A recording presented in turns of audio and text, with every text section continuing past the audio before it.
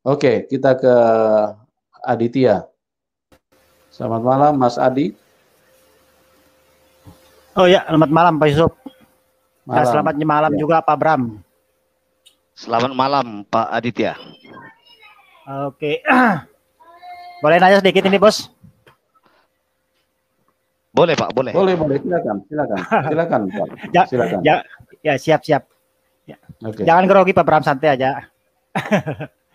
Itu apa namanya waktu mualaf dulu kan dari Kristen. Nah, terus mualaf ke Islam kan.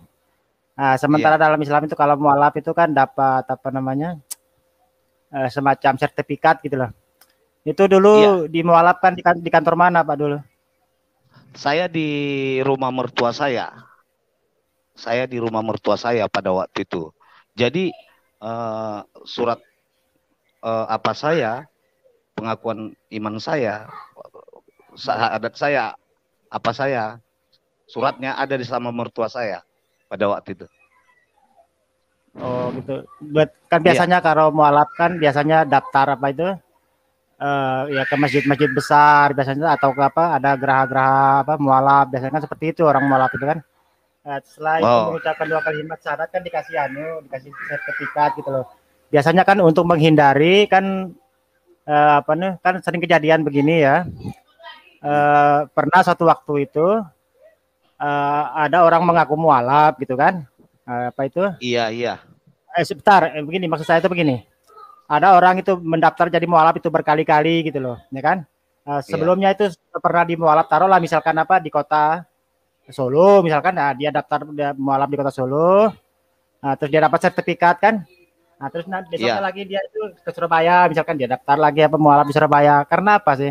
Karena dalam Islam juga itu ada yang dikenal namanya ketika dia menjadi mualaf itu kan adalah sedikit apa oleh-oleh gitu loh, semacam apa pakaian bahkan sampai apa itu zakat dan segala macam gitu loh. Jadi kadang-kadang dimanfaatkan oleh orang-orang tertentu, gitu, orang yang tidak bertanggung jawab. Makanya sekarang itu memakai sertifikat gitu. Sebenarnya ya tidak perlu sertifikat sih untuk masuk Islam itu. Cuma karena itu tadi sering kejadian apa penipuan itu loh. Tapi oke lah kita lupakan itu. Apa namanya? Itu tadi kan saya dengar mujizat katanya kan bisa menyembuhkan gitu Pak ya. Iya. Oke, itu sangat luar biasa. Soalnya kami dalam Islam itu kalau sakit ya disarankan berobat ke rumah sakit.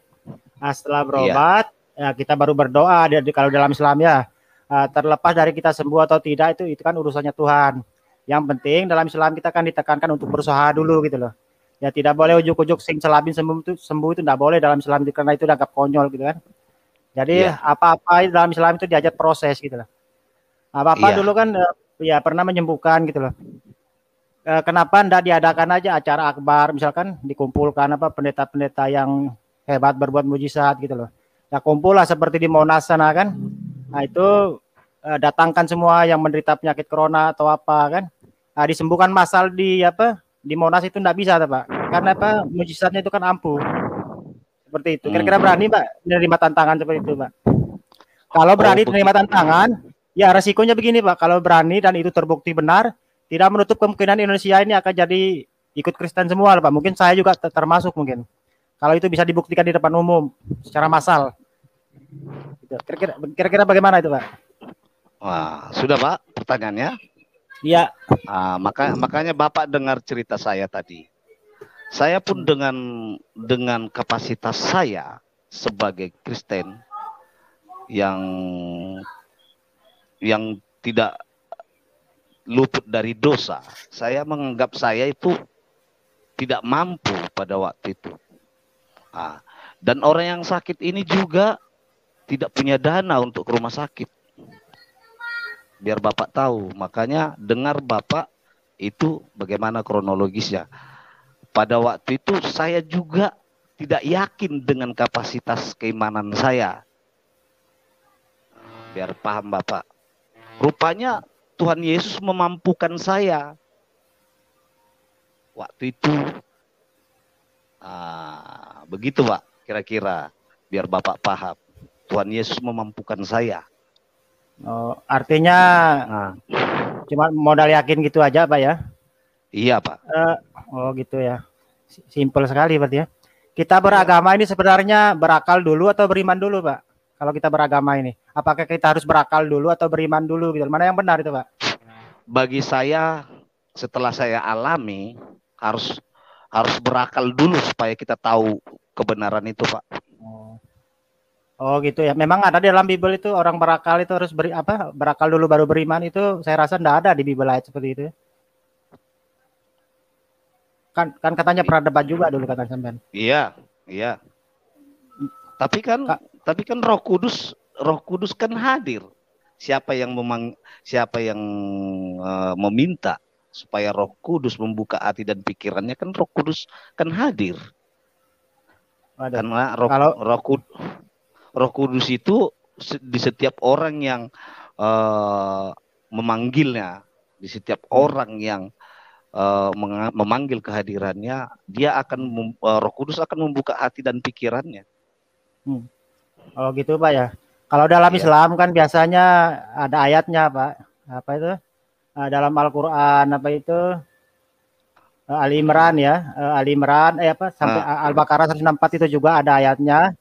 Bahwasanya itu ya orang Islam itu kan hanya untuk orang-orang yang berakal gitu kan. Itu Islam. Tapi di Bible kan tidak ada ayat beragama Kristen untuk orang-orang berakal, kan tidak ada, saya temukan ayatnya. Kan Bapak juga dulu seorang debater Pak ya. Bapak kan sering mengatakan bahwasanya didatangi Roh Kudus. Iya. Itu kalau Roh Kudus itu kan Tuhan Pak ya? Iya, Tuhan. Oh Tuhan. Berarti kalau dimasuki Roh Kudus itu berarti dimasuki Roh Tuhan Pak, betul ya? Iya. Oh gitu. Berarti ketika Bapak dimasuki roh Tuhan, berarti ketika Bapak pergi ke kamar mandi berak itu berarti Tuhan ikut berak juga Pak ya? Pertanyaanmu pertanyaan bodoh itu. Ya bukan bodoh, ini kan masalah roh Tuhan masalahnya.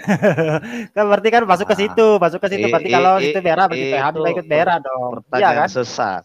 Untuk apa Roh Kudus kalau mau ke toilet, untuk apa? Mau apa yang mau diterangkan di toilet?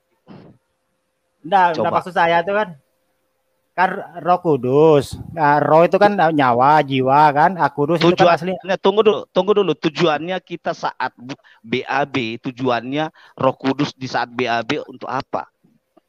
Roh Kudus datang untuk memberikan pemahaman supaya orang yang mengikuti dia, orang yang meminta kepada dia, supaya bisa memberikan pemahaman kepada orang yang meminta pemahaman bagaimana kekristenan itu. Oh gitu Pak ya. Bapak tadi kan katanya saya dengar tadi kan pernah jadi debater juga ya. Itu Roh Kudus itu pernah. Artinya apa Pak? Roh Kudus itu artinya apa Pak? Roh Kudus artinya? Ya. Hidup Tuhan. Dapat hidup dari mana Tuhan. Itu Pak? Dapat dari mana Roh Kudus itu artinya hidup Tuhan itu? Ya di Perjanjian Lama juga sudah ada. Di Alkitab juga ada bahwa Tuhan itu adalah roh. Kamu kan sudah belajar. Kamu kan juga belajar. Tidak perlu saya kasih ayatnya. Kamu tahu itu ayatnya. Roh Kudus itu adalah. Ya artinya apa Roh Kudus itu? Roh Tuhan gitu ya. Penghibur. Begini, Pak. Penghibur. Roh Kudus itu penghibur. Iya. Artinya Roh Kudus itu penghibur Pak ya? Gitu ya. Iya. Roh Kudus, iya Pak, Rohul Kudus itu Pak, kan itu disadur dari bahasa Arab Pak. Roh itu bermakna jiwa. Ini saya artikan satu-satu Pak ya, saya ajari Pak ya biar nggak salah. Roh itu bermakna jiwa atau nyawa Pak ya. Kalau kudus itu Pak suci Pak, nah, artinya itu dalam bahasa Arabnya itu, jadi roh yang suci gitu loh, ya kan? Dalam Islam itu ada juga sih dikenal dengan istilah roh suci itu, ya kan? Nah, kenapa? Kita ambil contoh ya, kalau orang-orang zaman dulu itu ya yang hidup orang Islam saya maksud saya ya, sekitar hidup di sekitaran tahun 1945 ke bawah sana kan. Orang zaman itu kan kalau berdoa itu doanya termakbul Pak. Artinya ketika dia berdoa itu cepat dikabul gitu loh. Karena apa ya? Karena dia rohnya bersih Pak. Kan Roh Kudus kan artinya roh yang suci kan. Nah, dalam Islam itu orang yang mengalami roh yang suci itu orang yang tidak pernah memakan harta yang haram ya, orang yang tidak pernah menzolimi orang lain ya, terus orang yang tidak pernah orang yang juga menafkahkan sebagian hartanya kepada mereka yang tidak beruntung. Nah, makanya ketika orang-orang suci seperti ini kalau berdoa itu doanya cepat dikabulkan. Beda kalau sama orang zaman sekarang. Baru salat sekali dua kali doanya kan sudah aneh-aneh gitu loh. Makanya tidak dikabulkan. Nah, itu roh kudus versi Islam, Pak. Nah, Bapak tadi sudah salah mengartikan roh kudus itu kan disadur dari bahasa Arab, Pak. Begitu. Kok salah Mungkin itu aja dulu. mengartikan? Roh Iya, Kudus salah, itu Pak. Tuhan itu. Bagi kami Roh Kudus itu Tuhan. Kok nyalahkan kamu itu? Roh Secara Kudus itu etimologi Tuhan. bahasa itu, secara etimologi bahasa diartikan, Pak. Anda boleh apa namanya? Oh. Kalau di memperkosa bahasa Muslim, itu tidak boleh. Nah, bagaimana? Kalau di Muslim itu Roh Kudus itu ada itu dibilang malaikat. Itu apa itu? Ya, malaikat itu, Jibril. Ya, roh suci kan? Roh suci. Ya. Kalau bagi kami itu Roh Kudus itu kekal.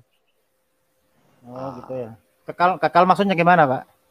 Ya kalau kekal itu hanya siapa yang kekal? Hanya Tuhan yang kekal. Oh, gitu.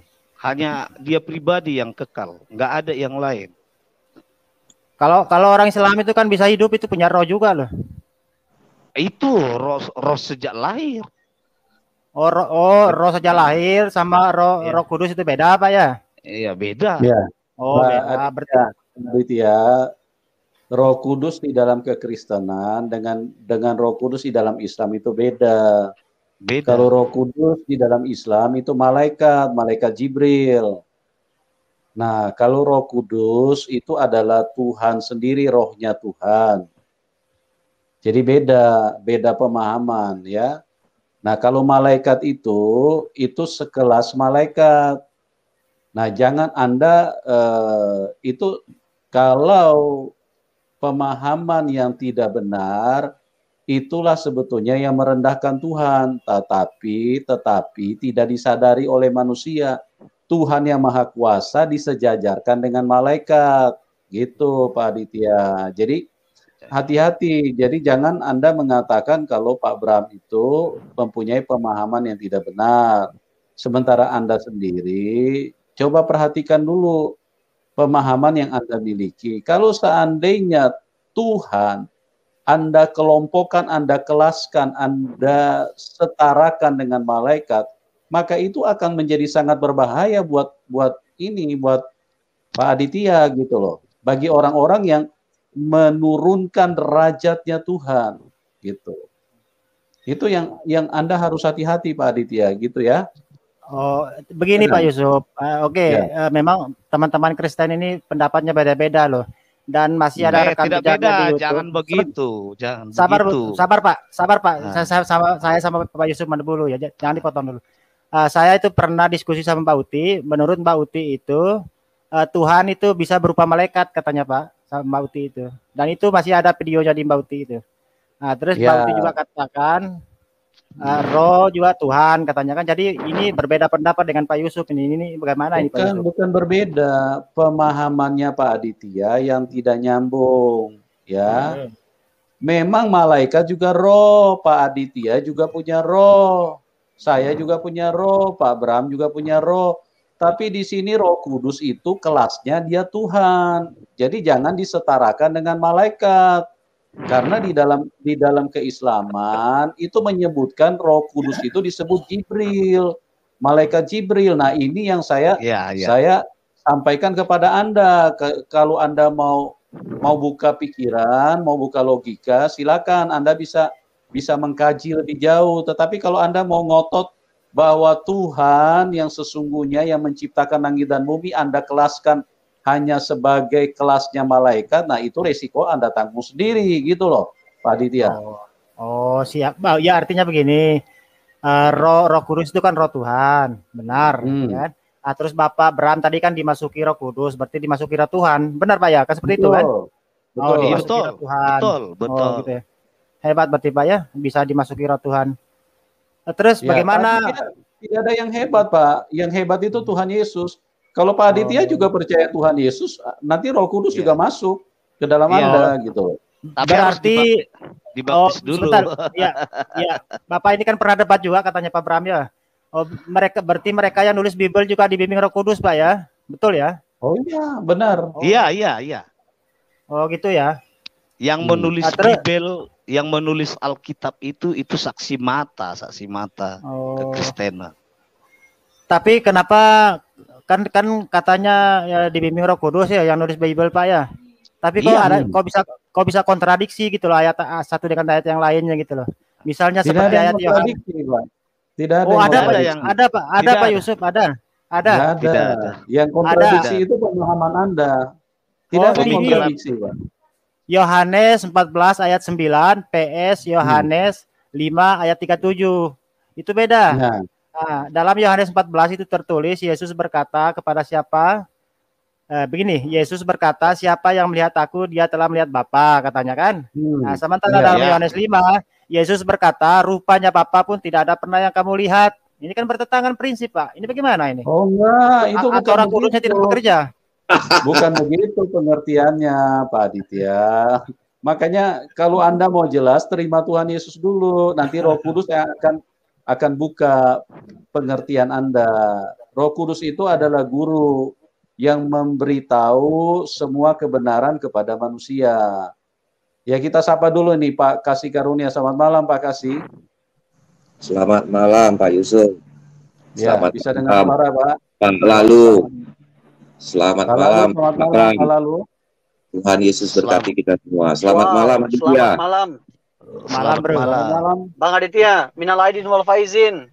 Pak Yusuf. Lahir batin. Ya. Sebentar, oke. Sebelum saya jawab, situ harus tahu juga arti minal aidin wal faizin, Pak Lalu. Minal aidin wal faizin itu artinya bukan mohon maaf lahir dan batin ya. Itu perlu dicatat satu, biar ada kekeliruan di sini.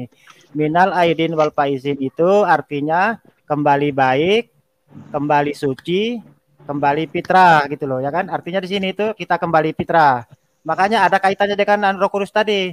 Nah, Roh Kudus kan roh suci, ya kita kembali suci gitu loh. Kembali fitrah. Bang, kembali lebih baik dari bulan-bulan itu minal aidin wal faizin itu hanya ada di Indonesia sama Malaysia, bro. Kamu ngerti sejarahnya nggak itu? Kenapa ada kata minal aidin wal faizin? Siapa juga? Ya, siapa juga? Minal aidin wal faizin, mohon maaf lahir batin ya saya mohon maaf lahir batin, bukan masalah mengartikan. Siapa yang bilang kalau fitri suci?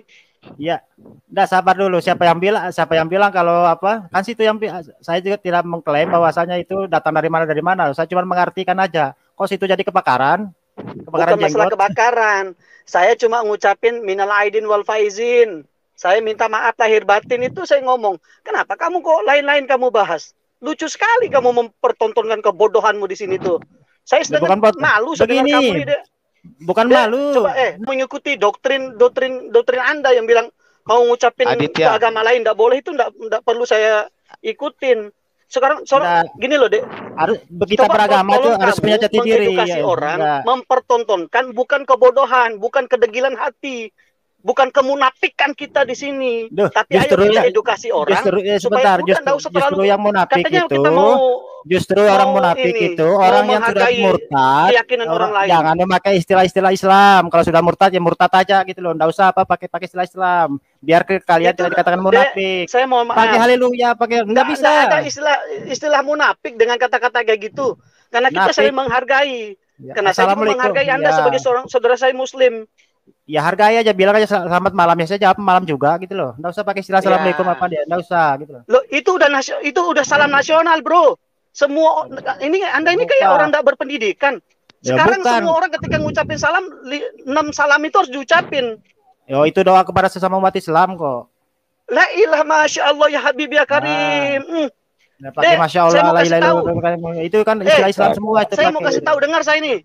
Presiden aja, mohon maaf Bapak Presiden saja ngucapin salam itu semua agama diucapin. Itu namanya toleransi, bukan kalau saya sholat itu baru bukan toleransi. Menghargai keyakinan orang lain itu seperti itu. Saya bilang namo buddhaya orang tidak pernah permasalahkan. Kenapa kamu permasalahkan saya ngucapin salam dengan bahasa Arab? Kalau kita terlalu rendah kamu punya pemahaman gitu deh. Nggak boleh ayo kayak kita gitu. bertoleransi, tetap kita bertoleransi, kita saling menghargai. Toleransi itu artinya kita menghargai keyakinan orang lain. Kita harus ada batasan-batasan. Kita perlu mengikuti ibadah mereka. Dalam arti kalau saya sholat itu bukan menghargai. Kalau saya bergaul sama orang Islam terus saya sholat itu bukan toleransi namanya, Dek. Tapi kalau hanya melepas salam, nggak ada salahnya. Kita tetap bertoleransi. Bagi saya tidak mempengaruhi keselamatan saya. Saya setuju. Kenapa? Kita Karena tetap, itu bukti bahwa saya menghargai kamu sebagai saudara saya sebagai seorang Muslim. Pak Aditya, Pak Aditya, kita tetap bertoleransi. Terlalu rendah kamu punya pemikiran. Tidak usah mempertontonkan kebodohan kita di sini, mohon. Ya, sebentar ya. Jadi gini, Pak Aditya, saya mau bertanya dulu sama Anda. Apakah mengucapkan minal aidin itu adalah sebuah ibadah? Coba Anda jawab dulu, Pak Aditya. Halo, Pak Aditya. Gimana Pak Yusuf? Apakah mengucapkan minal aidin itu juga tergolong sebuah ibadah? Enggak sih, maksud saya tuh begini Pak Yusuf, ya kalau memang kalau dulu, itu murtad itu murtad kan? aja gitu loh. Masalahnya ini kan bisa dipakai. Pak Aditya, Pak Aditya, jangan mencela-mencela. Sebentar dulu, soalnya begini, bisa dipakai. Soalnya lalu itu juga memakai istilah-istilah ya ini kan, atau tidak. Begini, kalau di live streaming begini, orang bisa kenal siapa lalu kan. Nah, tapi kalau di lapangan nanti dia pakai istilah-istilah Islam, nanti orang Islam juga bisa terkecoh gitu loh. Itu maksud saya itu di situ. Berarti kamu takut orang itu ikut Tuhan Yesus. Orang yang yang bergaul sama saya tidak pernah takut deh. Tidak pernah ada mempermasalahkan. Kenapa Pak lalu bilang Assalamualaikum? Kenapa Pak lalu bilang Masya Allah? Kenapa Pak lalu bilang Astagfirullah? Itu bahasa Arab. Saya bilang ketika saya bilang Astagfirullahaladzim, saya mohon ampun sama Tuhan gitu loh. Itu cuma bahasa Arab deh, karena untuk apa kamu permasalahkan masalah gitu deh. Nggak usahlah mempertontonkan kebodohanmu di sini. Ya, makanya di situ juga mempertontonkan kebodohan. Yang luas gitu loh. Nggak, kecuali kalau saya menghina kebodohan di depan umum, menghina agamamu, baru itu kamu persalahkan, nggak masalah. Makanya punya mulut itu dijaga, jangan bilang sama orang lain bodoh, ternyata ada sendiri juga bodoh gitu loh. Anda kan dulu yang bilang saya bodoh itu loh. Wajar lah saya marah kan. Enggak, saya mohon maaf. Karena saya lihat siapa yang dulu ngomong sama saya kan kamu kan. Tonton kebodohan kita di sini gitu loh, Dek. Nah, itu mulutmu itu kotor. Loh, masa saya bilang gitu kamu bilang kotor? Enggak, ya, kamu misalnya bilang bodoh sama saya hanya bilang minal aidin wal faizin, kamu permasalahkan. Pak Aditya, ya ini Pak Aditya terputus ya. Oke, kita sambut terima Pak Sarul. Selamat malam Pak Sarul. Malam Pak Yusuf yang baik hati dan tidak sombong. Ya, silakan Pak. Baik, terima kasih Pak Yusuf. Saya langsung ke Pak Bram. Pak Bram bisa dengar saya? Iya Pak. Baik, malam Pak Bram. Iya. Saya hanya mereview apa yang disaksikan Pak Bram ya. Tadi yang saya dapat, Pak Bram datang dari awalnya Kristen dan mengaku tidak tahu Kristen itu apa. Lalu pada saatnya Bapak mengambil sikap menikah dengan muslimah, dan pada saat itu juga Bapak mengambil sikap untuk masuk Islam karena alasan nikah gitu ya. Iya Pak, iya Pak. Baik. Yang saya dengar berikutnya adalah Bapak mengatakan bahwa saya kembali ke Kristen itu karena membaca literatur perbandingan agama gitu ya. Iya Pak, iya Pak. Ya, saya tidak mendengar Bapak memberikan kesaksian tentang keislaman Bapak. Maksud saya begini, di dalam Bapak Islam selama 2 tahun itu, sejauh mana Bapak melakukan ibadah sholat? Oh, saya Pak, saya tidak terlalu mengimani pada waktu itu, karena bagi saya itu hanya KTP supaya saya diterima di agama mertua saya. Ya, saat itu saya belum tahu kebenaran Injil dan mana yang benar. Bagi saya sama itu agama. Saya sama itu. Baik. Bagi saya. Baik. Baik, artinya apa yang saya sampaikan tadi. Pada waktu itu. Baik. Apa yang saya sampaikan tadi benar Pak ya. Bapak masuk Islam hanya karena menikah gitu ya. Iya. Baik. Jadi saya tidak bisa melabeli Bapak sebagai murtadin karena emang Bapak bukan orang Islam. Walaupun dalam Islam itu Pak, bukan berarti dia bersahadat lalu Islam tidak. Islam itu pada saat dia bersahadat, dia kuatkan dengan hatinya, dia laksanakan syariatnya, itu baru namanya Islam. Jadi gitu kawan-kawan yang mendengarkan channel ini, jadi Pak Bram ini tidak pernah masuk Islam hanya saja beliau sebagai kedok untuk menjadikan agar nikahnya bisa diterima, gitu. Dan yang terakhir saya dapat tadi, ada kalimat Bapak yang mengatakan ada satu pertanyaan yang tidak bisa dijawab oleh Al-Quran. Saya ingin paham pertanyaannya apa, mungkin saya bisa menjawabnya, dan kalau saya tidak bisa menjawabnya, saya akan belajar lagi. Silakan Pak, apa itu?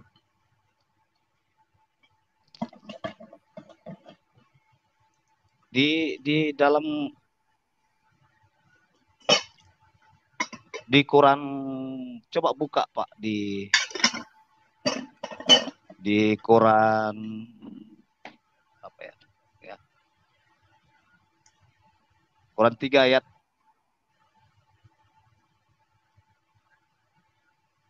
Quran 4 ayat 171. Coba Pak buka. An-Nisa 171 ya. Iya. Apa itu Pak? Dia Isa Al-Masih tiupan roh Allah. Yang Bapak dapat dari situ apa Pak?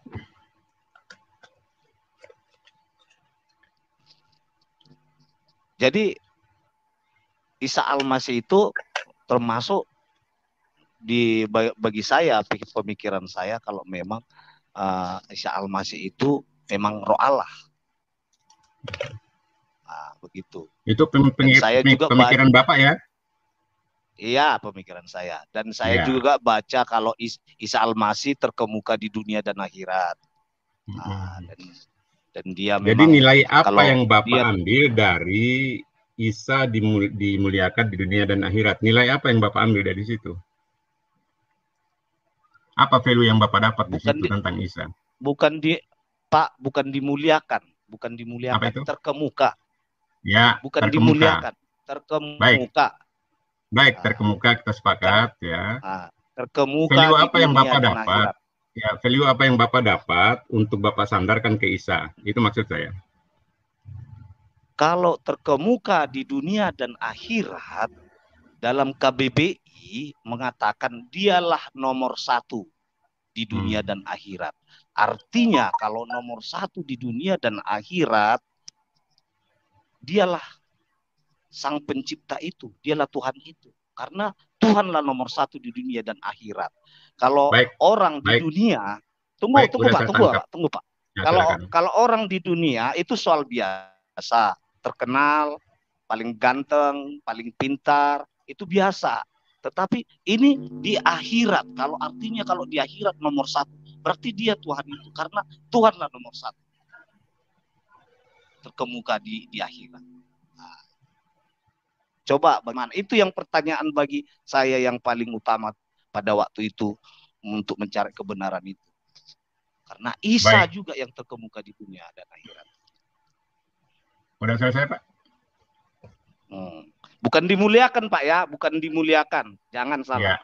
Dimuliakan itu ada ya, tidak. Terkemuka. Ya. Terkemuka ya, disepakati ya, terkemuka ya. Iya. Baik.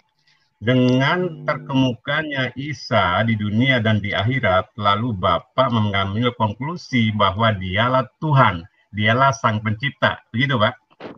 Iya. Nah, jadi kalau Bapak udah membaca Al-Quran, jangan mengambil ayat 1 aja Pak. Baca di Al-Maidah 72 Pak. Bapak udah baca? Iya, di Al-Maidah. Apa dikatakan di situ? Dikatakan di Al-Maidah 72, jadi Bapak harus konsisten. Nah, di sana Isa juga. Iya. Laqad kafara alladzina qalu innallaha huwal masihu ibnu Maryam. Sungguh telah kafirlah orang mengatakan Allah itu adalah Isa putra Maryam. Jadi sama Pak, Isa yang Bapak maksud tadi sama dengan Isa di situ. Tunggu Pak. Di Quran 72 itu, di Quran itu juga tidak ada dikatakan tidak bersama dengan Maria. Itu tuduhan Quran itu salah Pak. Kristen tidak pernah mempertuhankan Ibu Maria juga. Yang bicara Kristen siapa? Saya tidak bicara Kristen di sini. Saya bicara Islam, Pak. Anda kan mengklaim ayat saya. lalu Anda mengambil konklusi bahwa dialah Tuhan dengan keterkemukaannya.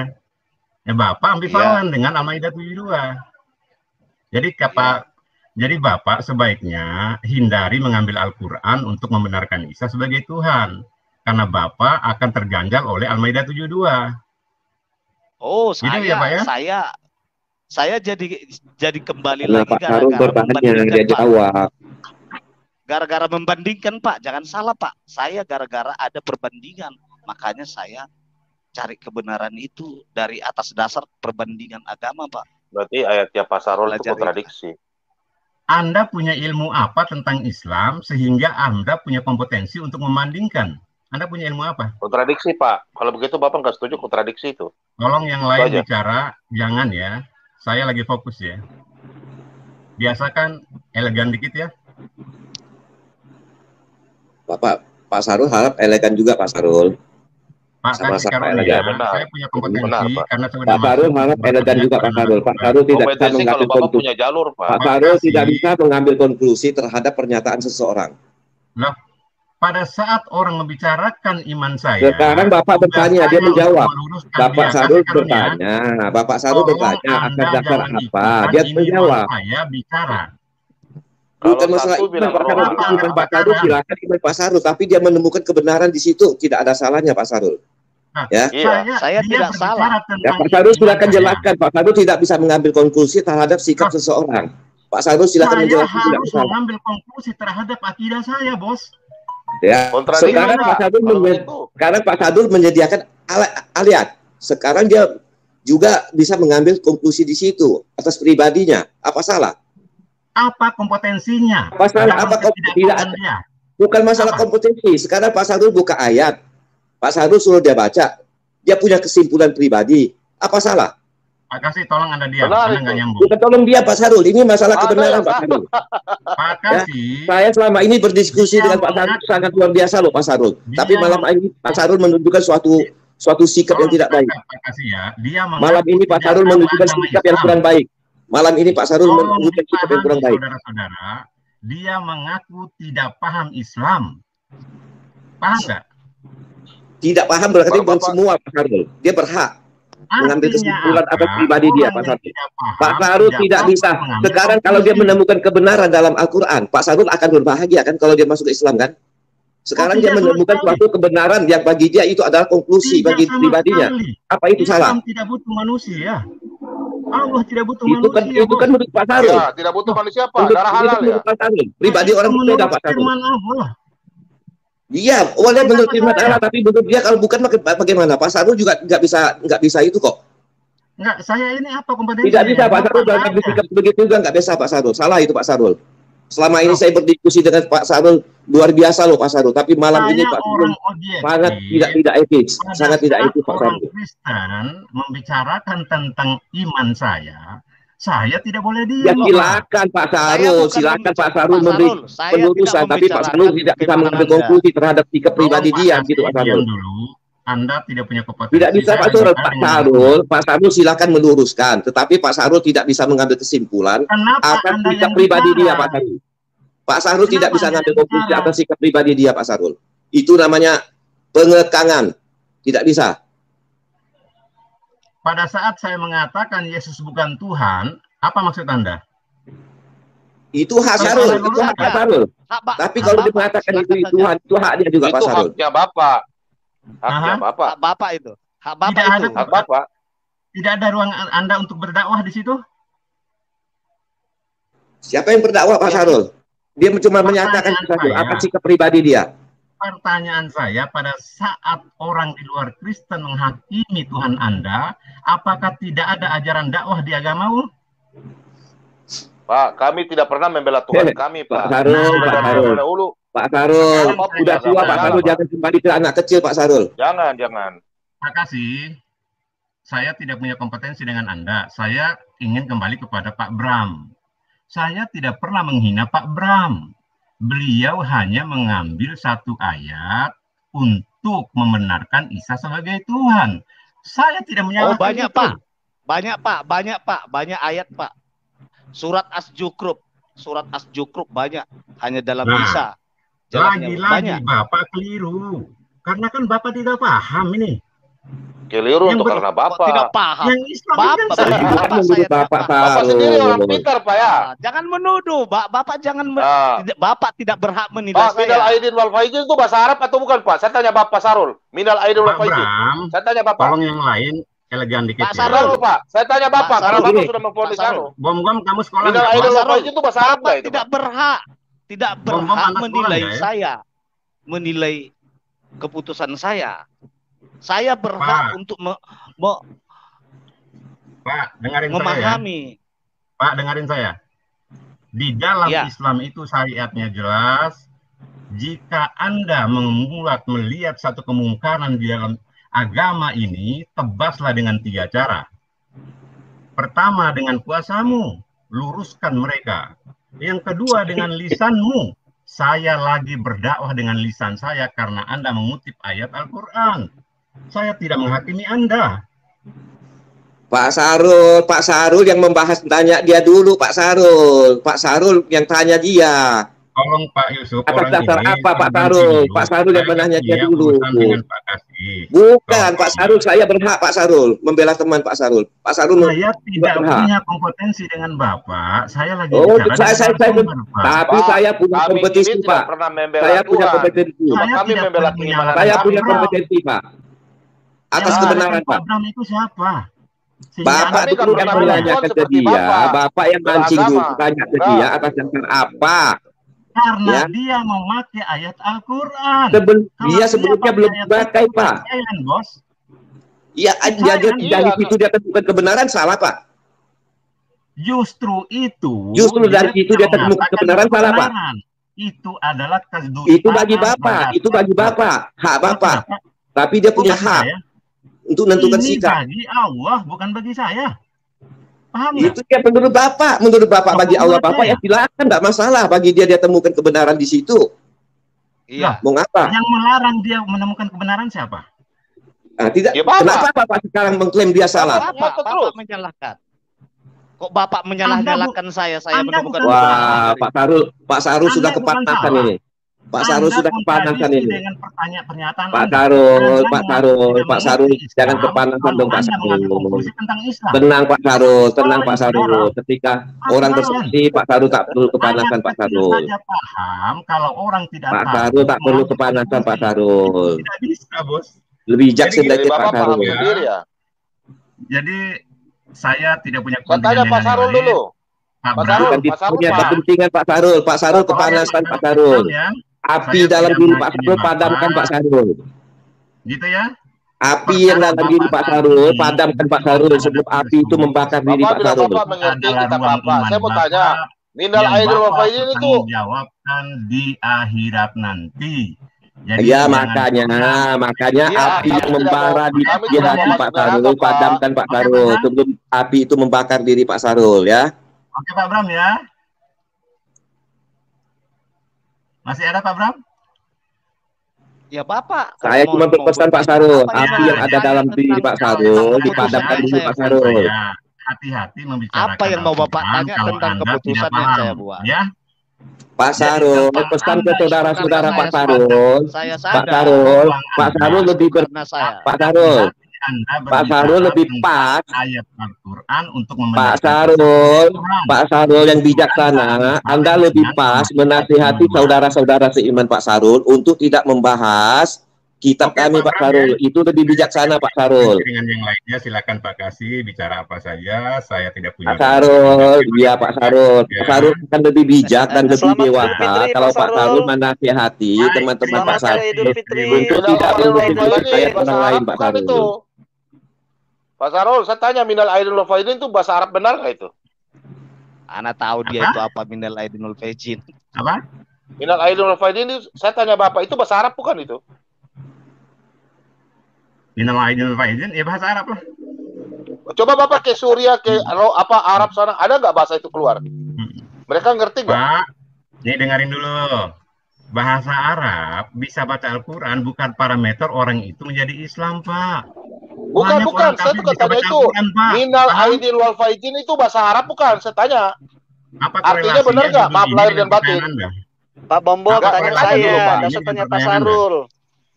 Minal aidin wal faizin itu artinya maaf lahir dan batin ya bahasa Arab. Itu hanya di Indonesia dan Pak, itu karangan Soekarno, Pak. Apa hubungannya bukan bahasa Arab? Islam? Apa hubungannya? Belajar, Pak. Bapak belajar. Makanya yang sepele aja Bapak nggak ngerti, apalagi Al-Quran. Bapak aja nafsirkan Al-Quran. Emangnya Bapak ahli tafsir? Bukan, Bapak caranya orang begitu, kafir Pak. kayak Anda membahas stop. Anda jangan bilang kafir. Siapa yang bilang kafir? Jangan. Anda sudah dengar Ustadz Das? Anda sudah dengar Ustadz Das? Ya, Pak Sarul juga kafir. Das mana? Karena Anda sudah dengar Ustadz Das? Ustadz Das katakan apa? Sikit-sikit kalian bilang kafir, bid'ah. Anda ini belum paham masalah kafir.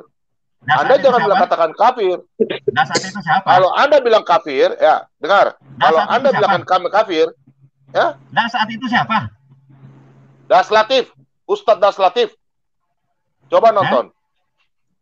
Ustadz Das Latif yang dari orang itu kan murid saya. Itu murid saya. Begini, Pak. Ya, murid Bapak. Murid Bapak saja bisa katakan jangan bilang kafir. Maksudnya itu jangan bilang kafir kepada saudara seiman. Kalau Anda memang kafir, Pak. Kalau begitu, Pak. Pak, Bapak punya bahasa kafir. Bapak jangan pakai teknologi orang kafir, Pak. Bapak naik onta. Nggak usah ke Arab. Ya? Tapi Anda tidak mengerti hablum minan nas. Oh, Anda yang tidak mengerti. Anda bilang kami kafir. Ya? Anda jangan pakai Arab. Anda kotor. Ya?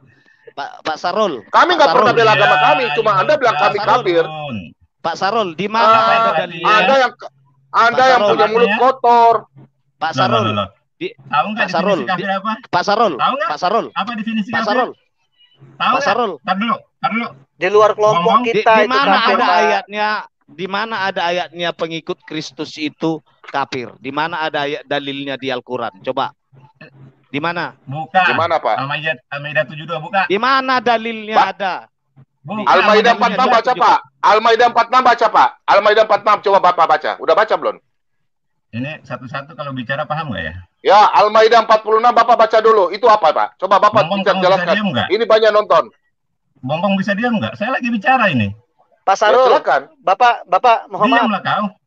Saya akan bacakan di dalam Al-Maidah 72, Bapak. Ya. Al-Maidah 72 itu jelas. Sungguh telah kafir orang-orang berkata, sesungguhnya Allah itu dialah Al-Masih putra Maryam. Padahal Al-Masih sendiri berkata, wahai Bani Israel, sembahlah Allah Tuhanku dan Tuhanmu. Sesungguhnya barang siapa mempersekutukan sesuatu dengan Allah, maka sungguh Allah mengharamkan surga baginya dan tempatnya ialah neraka dan tidak ada seorang penolong pun bagi orang-orang zalim itu. Saya mau tanya Bapak Muhammad, siapa yang ngomong ini? Apa? Siapa yang ngomong ini, Pak? Al-Maidah 72 ini. Maksudnya yang apa? ngomong ini siapa? Yang ngomong siapa? Makanya kalian ini paham dulu Al-Quran itu jawab, apa? Pak. Itu. Yang ngomong siapa?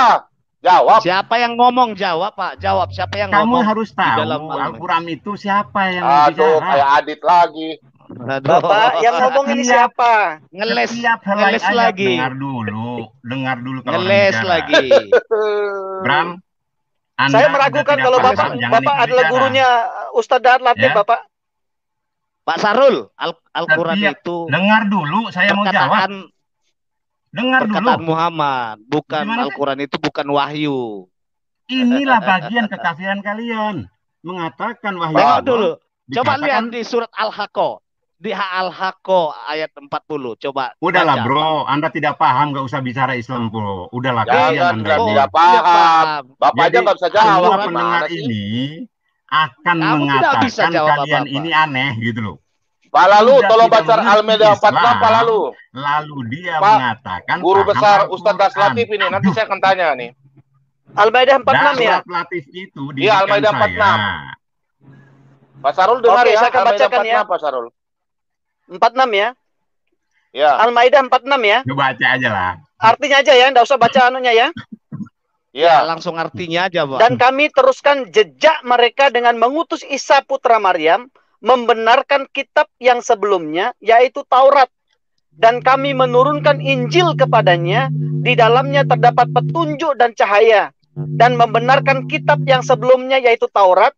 dan sebagai petunjuk serta pengajaran untuk orang-orang yang bertakwa. Pengajaran, Pak. Di situ ada pengajaran dan cahaya. Cahaya itu Yesus. Jadi Pak Sarul, mana yang kafir Pak Sarul? Mana yang kafir Pak Sarul? Yang kafir siapa? Siapa yang kafir? Ya bom-bom CS dong. Lah kada kafir. Pak, kalau gitu kitab Bapak nggak usah pakai, Pak. Itu kitab Bapak bilang. Gimana sih, Pak? Saya tidak bisa bicara kitab Anda karena kitab Anda tertolak. Loh, buat apa saya kitab bicara Bapak, Anda? kitab Bapak bilang menerangi kok, gimana sih Bapak? Kitab Bapak tidak tertolak. Kitab Bapak tertolak, tetapi kitab Bapak di situ ya, secara eksplisit mengatakan ya bahwa kebenaran memang ada di Injil, Pak. Nah, yang menolak itu siapa? Itu untuk umatnya Isa pada kala itu. Oh, Bapak iya lagi. Kalau pada saat itu, Pak, ayatnya jangan disimpan, Pak. Kalau untuk pada saat itu, ayat itu jangan disimpan, Pak. Yang namanya kitab suci, Pak. Bapak. Pak Sarul, kitab suci itu untuk selama-lamanya, Pak Sarul. Dulu, sekarang, dan yang akan datang. Anda tidak mau dibilang kafir masuk Islam, Pak, karena definisi kafir itu adalah menolak Islam. Pak, surat Yunus 94 bilang apa, Pak? Surat Yunus 94, Pak. Tahu surat Yunus. Pak, baca, Pak.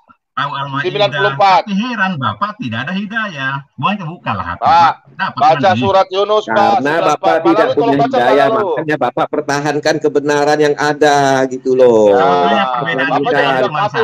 Kebenaran yang tertulis itu sama di situ, kebenaran ada di Injil. Bapak tidak punya hidayah untuk menerima. Loh, itu bukan kalimat saya hanya penyambung firman Allah. Iya, kalau Bapak sudah tahu, Bapak jangan sampaikan, Pak. Loh, kami ini jangan dibilang kafir. Kapan Bapak mau dapat hidayah? Kapan? Loh, saya harus sampaikan. Hidayah bagaimana? Ini sambil Rabbi kabil hikmah. Hongkong. Tugas Islam itu menyampaikan kebenaran kepada kalian. Perkara kalian tetap kafir, urusan kalian. Pak, kalau begitu surat Yunus 94, Pak, kalau begitu surat Yunus 94, Bapak harus belajar sama kami. Karena kitab kami duluan, Pak. Kami ini orang dari kitab Taurat, kitab Sabur, kitab Injil yang ciptakan teknologi. Sehingga Bapak tidak capek-capek naik onta dari Indonesia ke sana, ke Arab. Bapak gimana sih? Ya, Bapak jangan kafir dong. Kalau produk kafir nggak dibeli sama saya ya nggak laku juga, Pak. Nggak apa-apa. Kita nggak perlu juga, kafir, Pak. Saya firman. Salah, Pak. Jangan bilang kafir. Makanya kita nggak usah alergi dengan kata kafir, Pak. Nggak usah alergi. Bukan alergi. Ini orang nonton banyak, Pak. Itu pengaruh sekali, Pak. Nah, emang kenapa? Itu pengaruh, Pak. Apa pengaruhnya? Loh, pengaruhnya jelas loh, Pak. Itu bahasa tidak sopan, Pak. Pak, tidak ada masalah. Pak, itu di daerah kami bahasa itu nggak sopan, Pak. Kalau di daerah kami, Pak, orang berkata kami kafir, itu langsung makan pinang, Pak.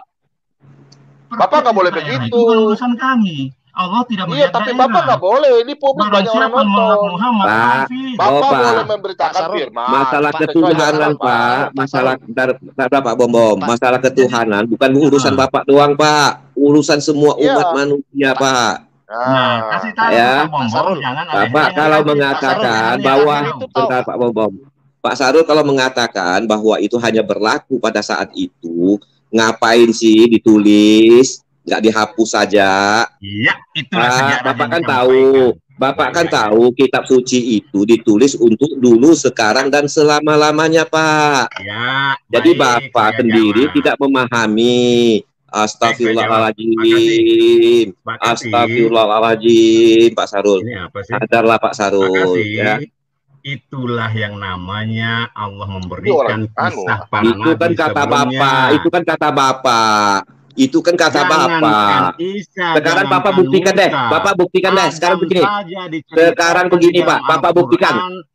Sekarang Bapak buktikan bahwa Al-Quran itu hanya berlaku pada zaman dulu. Mana ayatnya, Pak? Al-Quran. Ya, Bapak. Ya, ayat tadi. Yang Bapak biarkan hanya berlaku pada saat itu. Tolong tunjukkan, Pak. Ya, lihatlah. Kalau Bapak tidak bisa tunjukkan, Bapak hanya menafsir. Silakan Bapak tunjukkan. Lihatlah bagaimana Nabi Isa dan umatnya. Lihatlah bagaimana Nabi tidak, bukan Bapak. Sekarang Bapak nyeleweng lagi. Tunjukkan bahwa ayat itu hanya berlaku pada saat itu. Tolong Bapak tunjukkan. Jelaslah. tanpa dikasih tahu. Mana aja tunjukkan dalilnya, Pak. Tunjukkan dalilnya, Pak. Tunjukkan dalilnya, Bapak tunjukkan dalil. Bapak kan ahli, tunjukkan dalil dong, Pak. Jangan hanya bertakiyah, Pak. Ya, tunjukkan dalilnya, Pak. Terima kasih ya, jangan bicara takiyah ya. Iya, kalau tidak mau sebut, kalau tidak mau disebut bertakiyah, Bapak tunjukkan ayatnya, Pak. Tunjukkan dalilnya, Allah Pak. Udah jelas mengatakan. Tidak jelas, Pak. Kalau Bapak belum menunjukkan dalilnya, Bapak tidak jelas, Bapak abu-abu.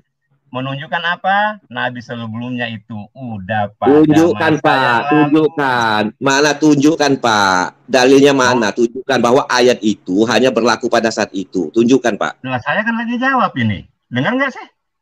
Ya, dalilnya, Pak. Kalau Bapak menjawab hanya bertakiyah, hanya menafsir, percuma, Pak. Kasih, dengerin saya. Saya akan menghormati Bapak kalau Bapak menjawab sesuai dengan pertanyaan, Pak. Buka Al-Ahzab 40. Buka. Mana? Coba Bapak bacakan saja. Bacakan saja, Pak. Nabi Muhammad itu bukanlah bapa dari di antara laki-laki. Dia adalah penutup dari para nabi. Bapak harus kembali kepada nabi penutup. Yang kemarin ini kan penafsiran lagi. Penafsiran lagi. Penutup ya penutup, Pak. Tapi ajaran tidak bisa ditutup, Pak. Keadaan kawan-kawan yang mengaku murtad sementara aduh, dia tidak pernah menjadi Bapak. Penutup ya penutup, tapi ajaran bisa ditutup, Pak. Kebenaran bisa ditutup, Pak. Pengakuannya tadi. Makasih, ya, makasih. Pak. Tadi berapa itu? Makasih. Oke, Pak Bram ya. Makasih. Aduh. Oke, Pak Bapak sudah sangat luar biasa. Tunggu dulu, Pak. Ada ini Pak Sarul. Ayo berapa tadi Pak Sarul? Dulu Pak Bram. Anda masuk Islam Pak Sarul, hanya untuk Pak Sarul, kan jelas, Pak Sarul, kebenaran tidak bisa ditutup, Pak Sarul. Nabi boleh ditutup, tapi kebenaran selama-lamanya, Pak Sarul. Anda kan udah semoga jelas Anda mendapat Islam itu jalan yang lurus dalam Isa Al-Masih. Surat As-Zukhruf ayat 21. So tahu. Iya. So tahu. Kok so tahu? Makanya belajar baca bagus-bagus, Pak, di Al-Fatihah itu Siratal Mustaqim. Sementara di surat As-Zukhruf sudah dikatakan bahwa Isa Al-Masih itu jalan yang lurus. Ngapain lagi kamu lari-lari ke Nabi Arab? Sudah ditunjukkan Isa Al-Masih itu jalan yang lurus. Sudah dikasih tahu. Anda mengatakan Isa Tuhan, kafir Anda. Silakan, nggak masalah Pak Sarul, tapi Pak Sarul lebih kafir lagi. Jadi begitu Pak Yusuf ya. Jadi pembicaraan ini anggaplah guyonan. Ini beban ini. Nggak masalah Pak Sarul. Wajar Pak Sarul begitu. Wajar Pak Sarul kepanasan Pak Sarul. Wajar. Jadi Pak Bom Pak. Hanya berdialog aja. Pak Sarul kepanasan. Wajar Pak Sarul karena Pak Sarul tidak mau terima kebenaran Pak Sarul. Semoga api yang ada dalam diri Pak Sarul tidak terlalu membara sehingga tidak akan membakar diri Pak Sarul mendengar firman Tuhan. Allah, Pak Kasih pun akan mendapatkan hidayah Allah agar tidak terbakar di neraka jahanam. Oh, Tuhan Yesus Kristus. Pak Sarul masuk neraka, Pak Sarul. Ya, Pak Sarul saya titip pesan Pak ya. Enggak, bentar Pak, entar dulu. Pak Sarul masuk neraka. Saya tidak akan mendapat pesan tentang Maryam 71 masuk neraka, Gini, Pak Sarul, gini lah Pak Sarul. Saya tidak akan kenapa saya begini Pak Sarul? Begini Pak Sarul, kenapa kami umat Nasrani tidak pernah? Entar dulu Pak Sarul. Pak Sarul masuk neraka itu. Pak Sarul. Bentar Pak, biar saya bicara Pak Sarul. Pak Sarul, bentar Pak Sarul, saya cuma sampaikan. Pak Sarul, dengar Pak. Pak Sarul dengar ya. Kami orang Kristen. Bentar dulu Pak, saya tanya Bapak. Bapak kan orang tua, Bapak sopan lah kalau saya masih bicara Pak. Enggak, aku ini Anda kafir enggak? Dari tadi, taruh dulu Pak. Dari tadi Bapak konsisten. Anda kafir nggak? Pak, ini saya mau bicara ini Pak. Biar saya bicara. Saya mau bicara Pak. Yang bicara kafir siapa Pak? Jawab dulu. Yang ulang kata-kata kafir. Pak, saya tidak orang kafir Pak. Saya percaya Yesus. Tidak? Kafir apa tidak? Nah, berarti Anda tidak bicara dengan saya, nggak bisa. Karena udah jelas Allah mengatakan Anda kafir. Anda katakan kami semua kafir. Pak Sarul, kalau tidak pantas berbicara sama Pak Sarul. Pak Sarul yang masuk ke sini, Pak Sarul. Bukan kami yang masuk ke Pak Sarul. Saya harus luruskan orang kafir yang bicara jelek tentang Islam. Oh, tidak berbicara jelek Pak Sarul, justru bicara kebenaran Pak Sarul. Tidak bicara jelek Pak. Tidak bicara kejelekan Pak Sarul. Pak Sarul yang punya hatinya busuk, sehingga Pak Sarul memandang itu kebusukan. Kami nggak menghina Bapak, Bapak yang menghina kami. Pak Sarul, ada kok dalilnya. Kita tidak bicara jelek Pak Sarul. Pak Sarul. Siapa yang menjelekkan Pak Sarul? Pak Sarul yang merasa jelek-jelek gitu loh. Kita ulang hari dan merasa dirinya jelek, jadi merasa dijelekkan orang. Waduh, Pak Sarul bagaimana ini? Bahwa Isa itu adalah Tuhan karena terkemuka. Wah, itu hak kami. Itu hak kami, Pak Sarul. Pak Sarul.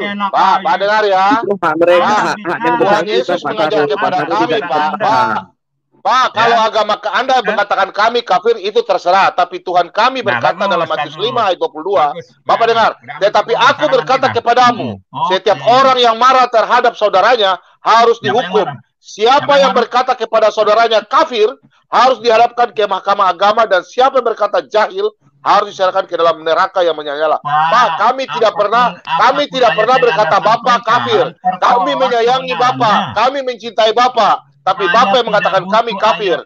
Bapak harus belajar etika berbahasa dalam bahasa Indonesia yang baik dan benar.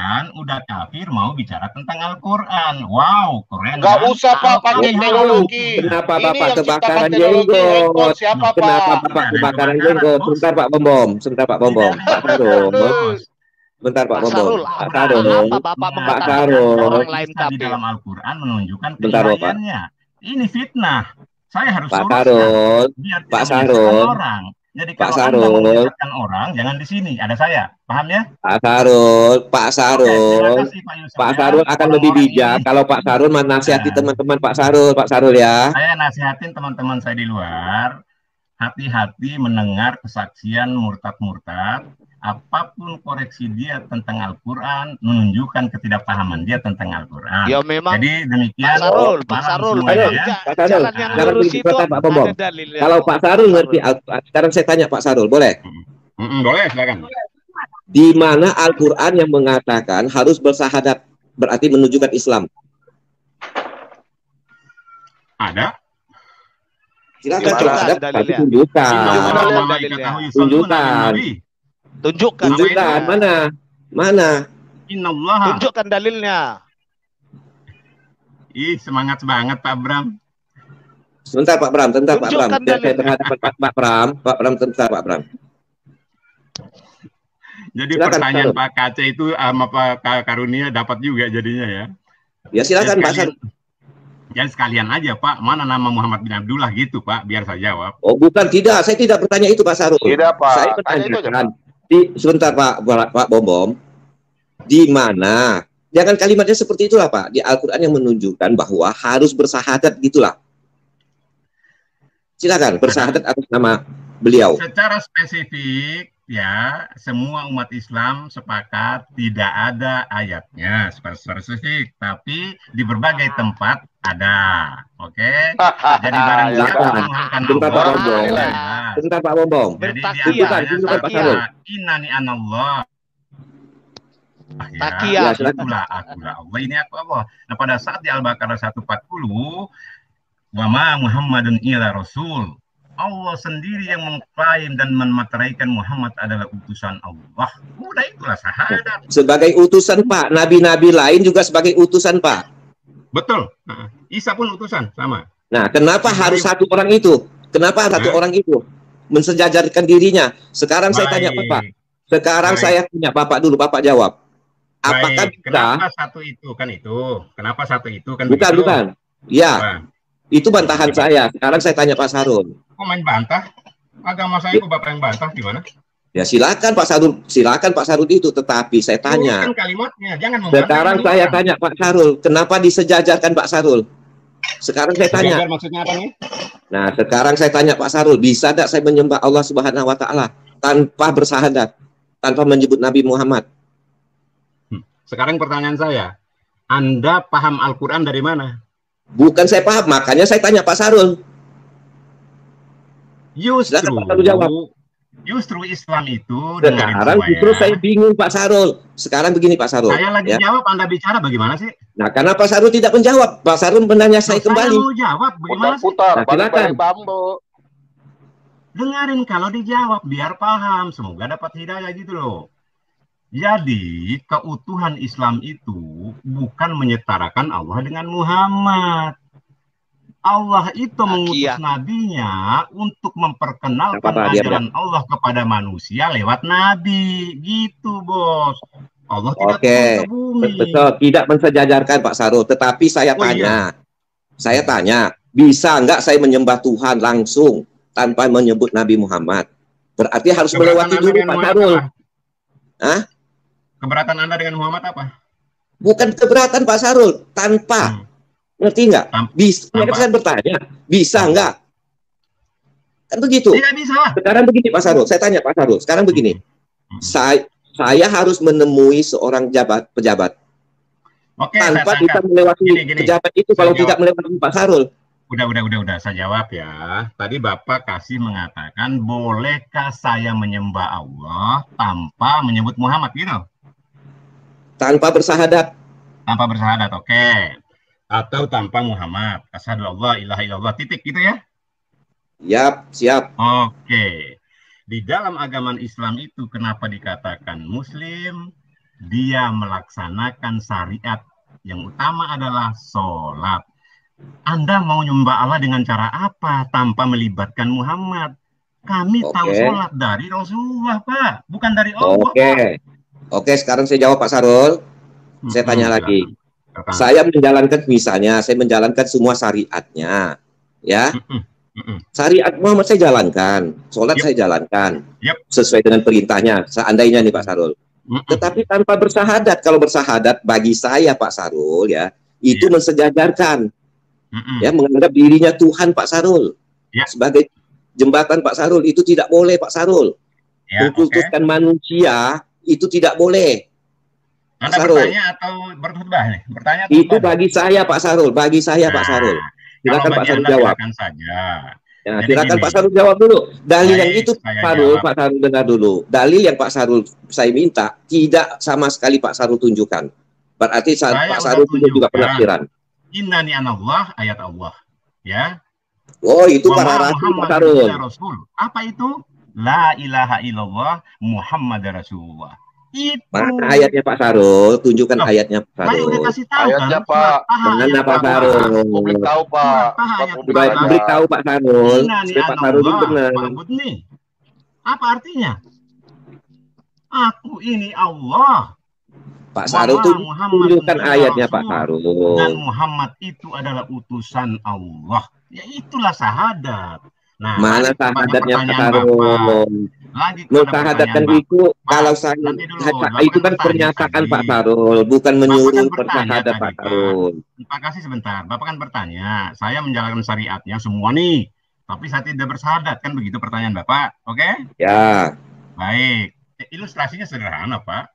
Apa nggak usah pakai ayat suci itu Pak? Bapak mau masuk sekolah, belajar aja Pak semua. Laksanakan semua itu 10 mata pelajaran itu, belajar. Tapi gurunya Pak Sarul, gurunya bukan Tuhan saya Pak Sarul. Saya bebas melewati siapa saja Pak Sarul, tidak bisa melewati satu orang. Dengar dulu. Jadi Bapak paham semua pelajaran di sekolah kurikulum itu, Bapak tidak mendaftar ke sekolah itu, ya Bapak nggak bakal dapat ijazah Pak. Betul Pak Sarul, tapi saya tidak menuhankan gurunya Pak Sarul. Kami tidak bicara guru, sekolah. Iya, ya sekolah saya bicara, kalau sekolah kan menyangkut guru Pak Sarul. Pak Sarul, guru mengajar saya Pak Sarul. Guru mengajar saya Pak Sarul. Saya wajib menghargai, menghormati guru, tetapi bukan mengkultuskan Pak Sarul. Tidak ada. Jadi ilustrasi saya sederhana. Anda tidak mendaftar, itulah syahadat gitu loh. Kalau Anda tidak syahadat, berarti Anda tidak mendaftar. Saya mendaftar gitu. Pak Sarul, saya mendaftar, tapi bukan berarti saya mendaftar kepada Tuhan Pak Sarul. Loh, siapa bilang itu mendaftar kepada Tuhan? Ya, ini kan menduhankan diri Pak Sarul. Sekarang saya tanya Pak Sarul, saya tidak bisa Pak Sarul berhadapan dengan Tuhan Pak Sarul tanpa melewati satu orang Pak Sarul. Apa artinya Pak Sarul? Coba Pak Sarul renungkan. Ya, yang mengatakan berhadapan dengan Tuhan siapa? Kenapa? Yang mengatakan berhadapan dengan Tuhan siapa? Saya, misalnya saya mau menghadapi Tuhan, beribadah kepada Tuhan tanpa lewat satu sosok. Muhammad. Artinya apa Pak Sarul? Loh, siapa yang lewatin Muhammad? Kami nggak pernah lewatin Muhammad. Itu syahadat itu apa? Ya Allah. Sekarang saya tanya Pak Sarul. Sekarang saya tanya Pak Sarul. Pak Sarul dikatakan muslim tanpa syahadat. Biar saya jelaskan dulu. Syahadat itu adalah mengakui Allah yang dituntun oleh Rasulnya, bahwa Allah satu-satunya yang patut kita sembah. Aku ini utusannya. Al-Quran yang aku sampaikan itu adalah firman Allah. Jadi Muhammad bukan persandaran Allah. Itu bagi Bapak. Itu bagi Bapak. Karena Bapak membela. Sekarang buktinya kalau saya tanpa syahadat tidak bisa Pak Sarul.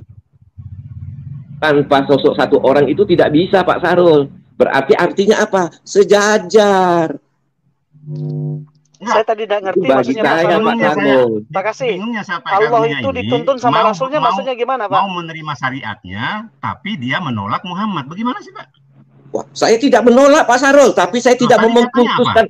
Saya tidak menolak Pak Sarul. Saya tidak mau mengkultuskan. Masa sih tanpa manusia kita tidak bisa ketemu Tuhan? Loh, yang mengatakan tanpa Muhammad manusia itu Pak Sarul kan pernah bilang manusia itu Nabi Muhammad itu kan juga manusia Pak Sarul. Anda tidak mengatakan seperti itu. Anda tidak mengatakan seperti itu. Iya, saya akui betul. Tetapi faktanya Pak Sarul, kita bicara fakta Pak Sarul. Kita bicara fakta Pak Sarul. Silakan. Apa faktanya? Faktanya, saya tidak bisa menyembah Allah Subhanahu wa Ta'ala tanpa bersyahadat, tanpa mengkultuskan satu nama itu, Pak Sarul. Jangankan Anda menjalankan syariat, Anda menjadi orang Islam pun nggak bisa kalau Anda tidak bersyahadat, gitu, Bos. Nah, artinya apa, Pak Sarul? Artinya apa? Kenapa? Kenapa kuasa Tuhan dikekang sama manusia? Di mana? Kenapa? Di mana? Kenapa kuasa Tuhan dibelenggu oleh manusia?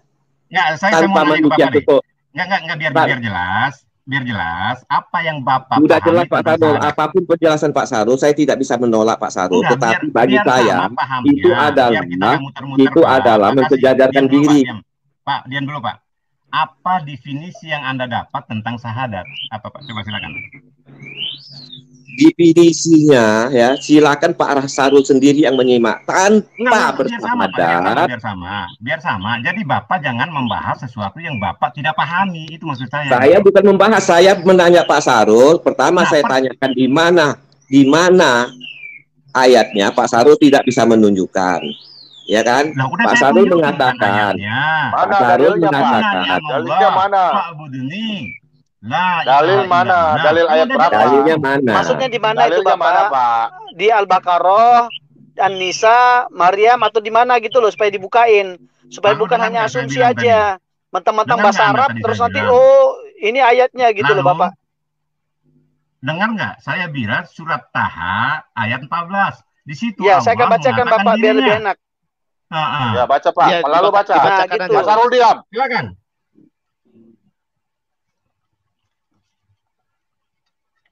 Surat berapa, Pak?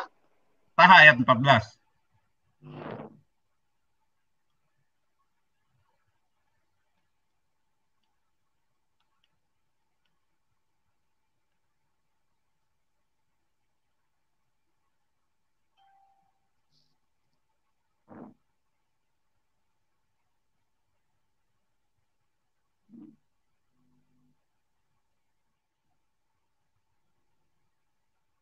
Halo? Sunyi sekali. Halo? Yup. Oke, sorry, sinyal saya kurang bagus. Iya. Sungguh aku ini Allah, tidak ada Tuhan selain aku, maka sembahlah aku dan laksanakanlah sholat untuk mengingat aku. Iya. Cuma Tuhan saja baru nabinya mana? Ya. Mana? Mana? Imran ayat 144. Di sanalah pengakuan Allah bahwa Muhammad itu adalah utusan Allah. Ya utusan jadi, Pak, bukan bersyahadat. Utusan itu Pak, ini Pak ya logikanya Pak. Utusan nih Pak, ya dia datang. Enggak, apa yang begini Pak, begini Pak, Bapak dengar dulu. Bapak mengutus seseorang untuk ketemu saya Pak. Saya terima utusan itu Pak. Tetapi apakah saya langsung harus melewati yang bersangkutan ketemu Bapak? Saya berdasarkan utusan Bapak, saya ketemu Bapak kok. pesan-pesan utusan Bapak saya terima kok. Oh, bahwa jam sekian kamu ketemu Pak Sarul ya. Oke, saya ketemu Pak Sarul. Nggak masalah.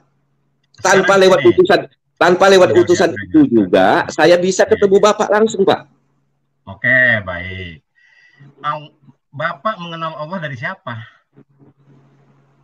Saya mengenal. Loh, Bapak bilang kita dapat. Bapak bilang sendiri, Pak ya, dalam teman-teman Bapak juga, kita dapat mengetahui Tuhan kita atas kuasanya. Tuhan itu zat tidak dapat dilihat. Ada, tapi kita dapat melihat kuasanya. Ada angin, ada bumi, ada matahari. Disitulah saya mengenal Bapak, mengenal Tuhan, Pak. Pak Karunia, jangan bawa teman-teman saya. Dasat Latif aja murid saya. Nah, sekarang segini. Ya. Bapak, zat itu apa, Pak? Jangan membahas sesuatu yang tidak ada hubungannya dengan iman.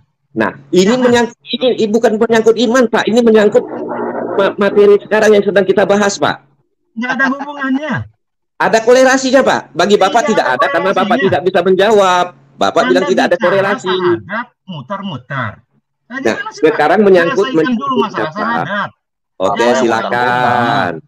Jangan terlalu tinggi bicara. Tunjukkan dalilnya. Lah gimana sih, Pak? Makanya mohon maaf, Pak. Di dalam Al-Qur'an itu sudah jelas, innal ladzina kafaru sawa'un 'alaihim ma'anjatahum an lam tunzirhum la yu'minun. Orang-orang kafir itu, Pak, saya kasih tahu atau tidak, mereka tetap aja kafir. Gitu loh, Pak. Jadi ya, nggak usah berdebat gitu. Nggak masalah, Pak. Nggak masalah.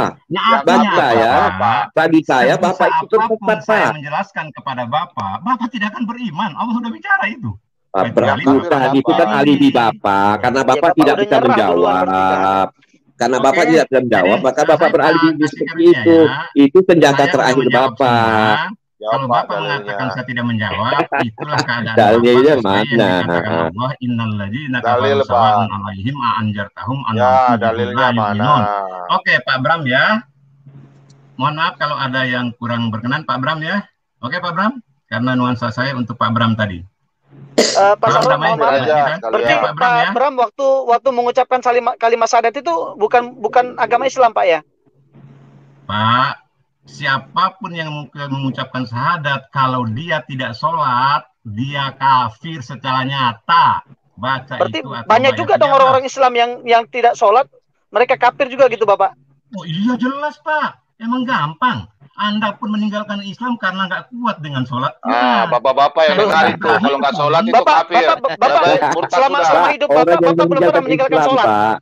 Pak Sarul, terima kasih. Tuh Pak Sarul bilang. Bapak betul tidak pernah meninggalkan sholat setelah akil balik? Saya akil balik sampai akil balik hingga saat ini satu waktu pun tidak pernah, kecuali saya mati. Tapi saya belum mati kan? Aduh, saya enggak berani mengaminkan apa yang Bapak sampaikan.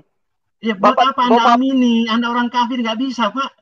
Iya, Bapak terlalu sombong kalau kayak gitu, Bapak. Loh, bilang enggak pernah meninggalkan sholat sejak akil balik. Bapak terlalu sombong, mohon maaf. Bapak terlalu sombong. Loh, serius. Pak, Bapak bilang sejak akil balik Bapak tidak pernah meninggalkan sholat. Itu terlalu sekali, Bapak, mohon maaf saya bilang. Bohong, Bapak. Saya mohon maaf lah, berani saya bilang Bapak bohong. Saya kemarin itu Bapak, saya kagum loh sama Bapak itu ya.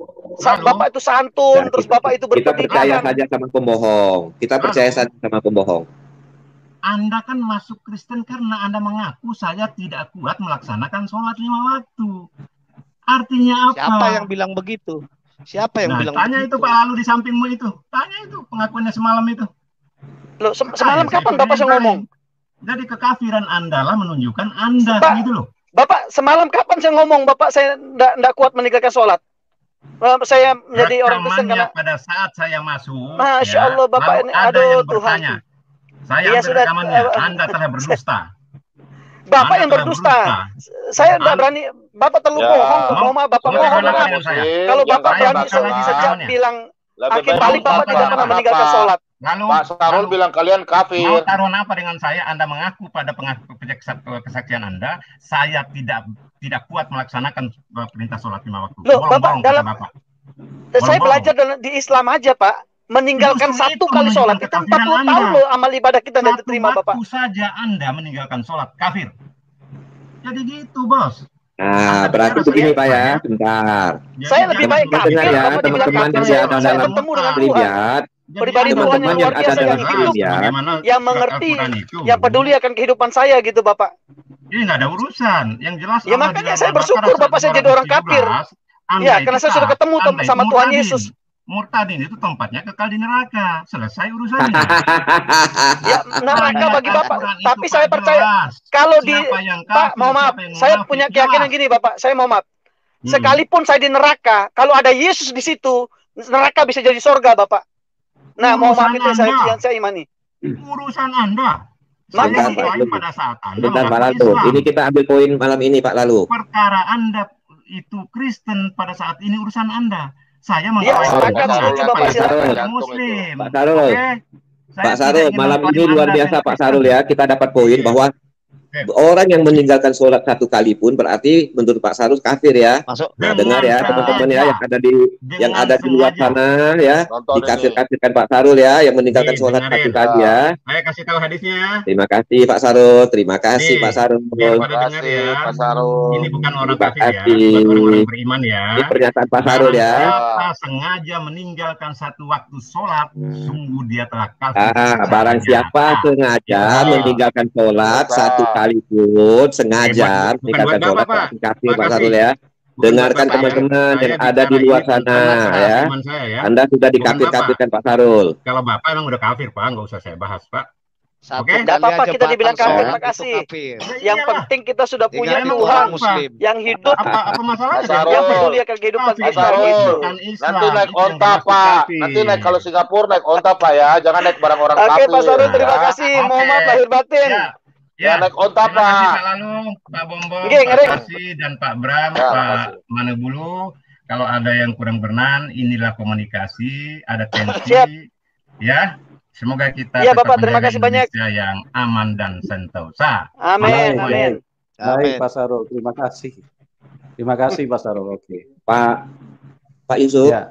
Bisa bantu saya kan buka ayat Ibrani Pak. Ibrani berapa pasal Pak? 6 ayat 4 sampai ayat Ibrani pasal 6. Ibrani pasal 6. Ayat 4 sampai ayat 6. Ayat 4 sampai 6. Iya.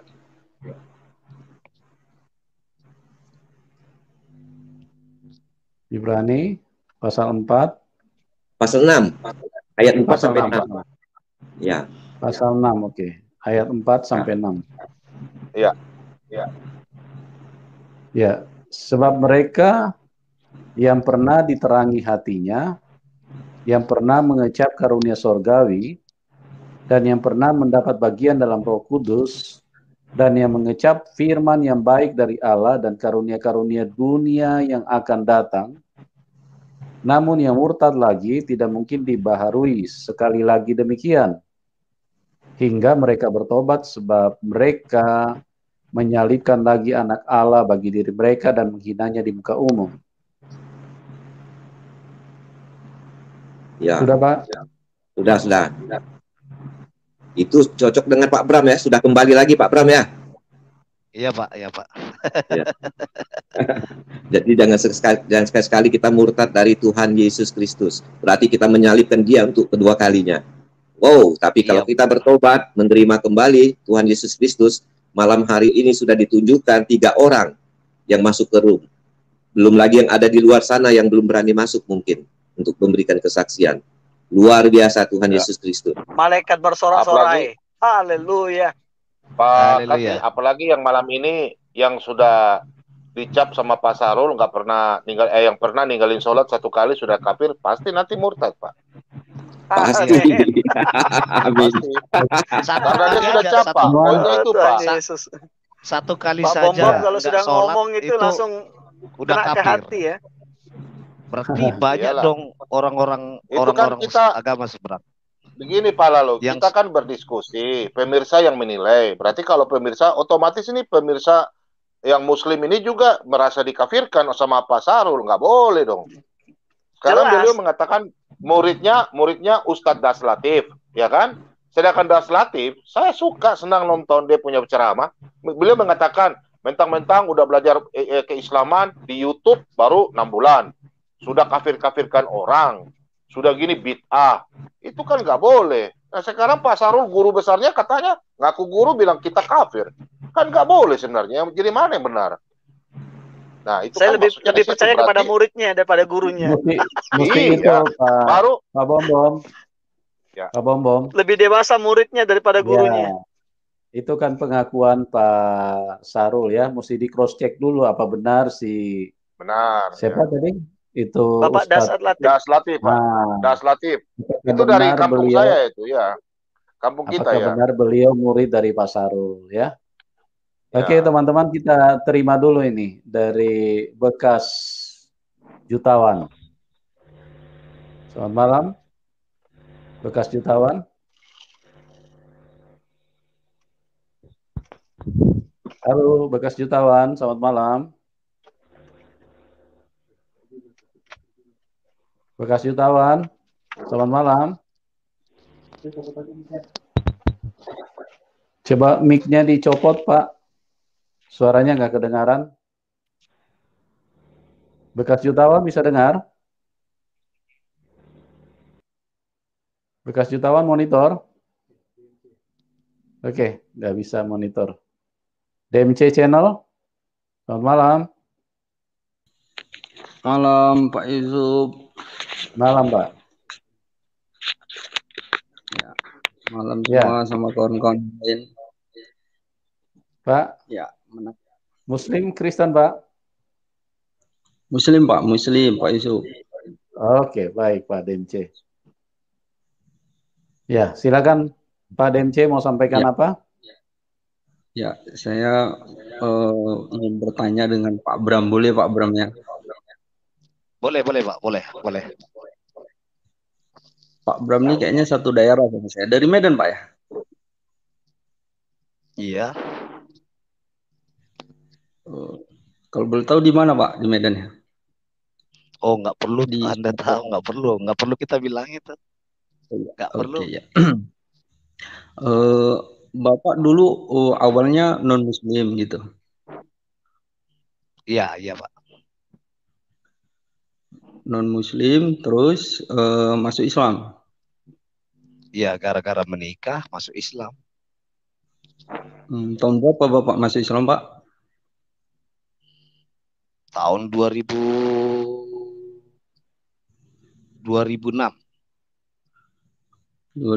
Pak ya. Saya boleh tanya-tanya tentang di Islam boleh Pak ya? Misalnya boleh.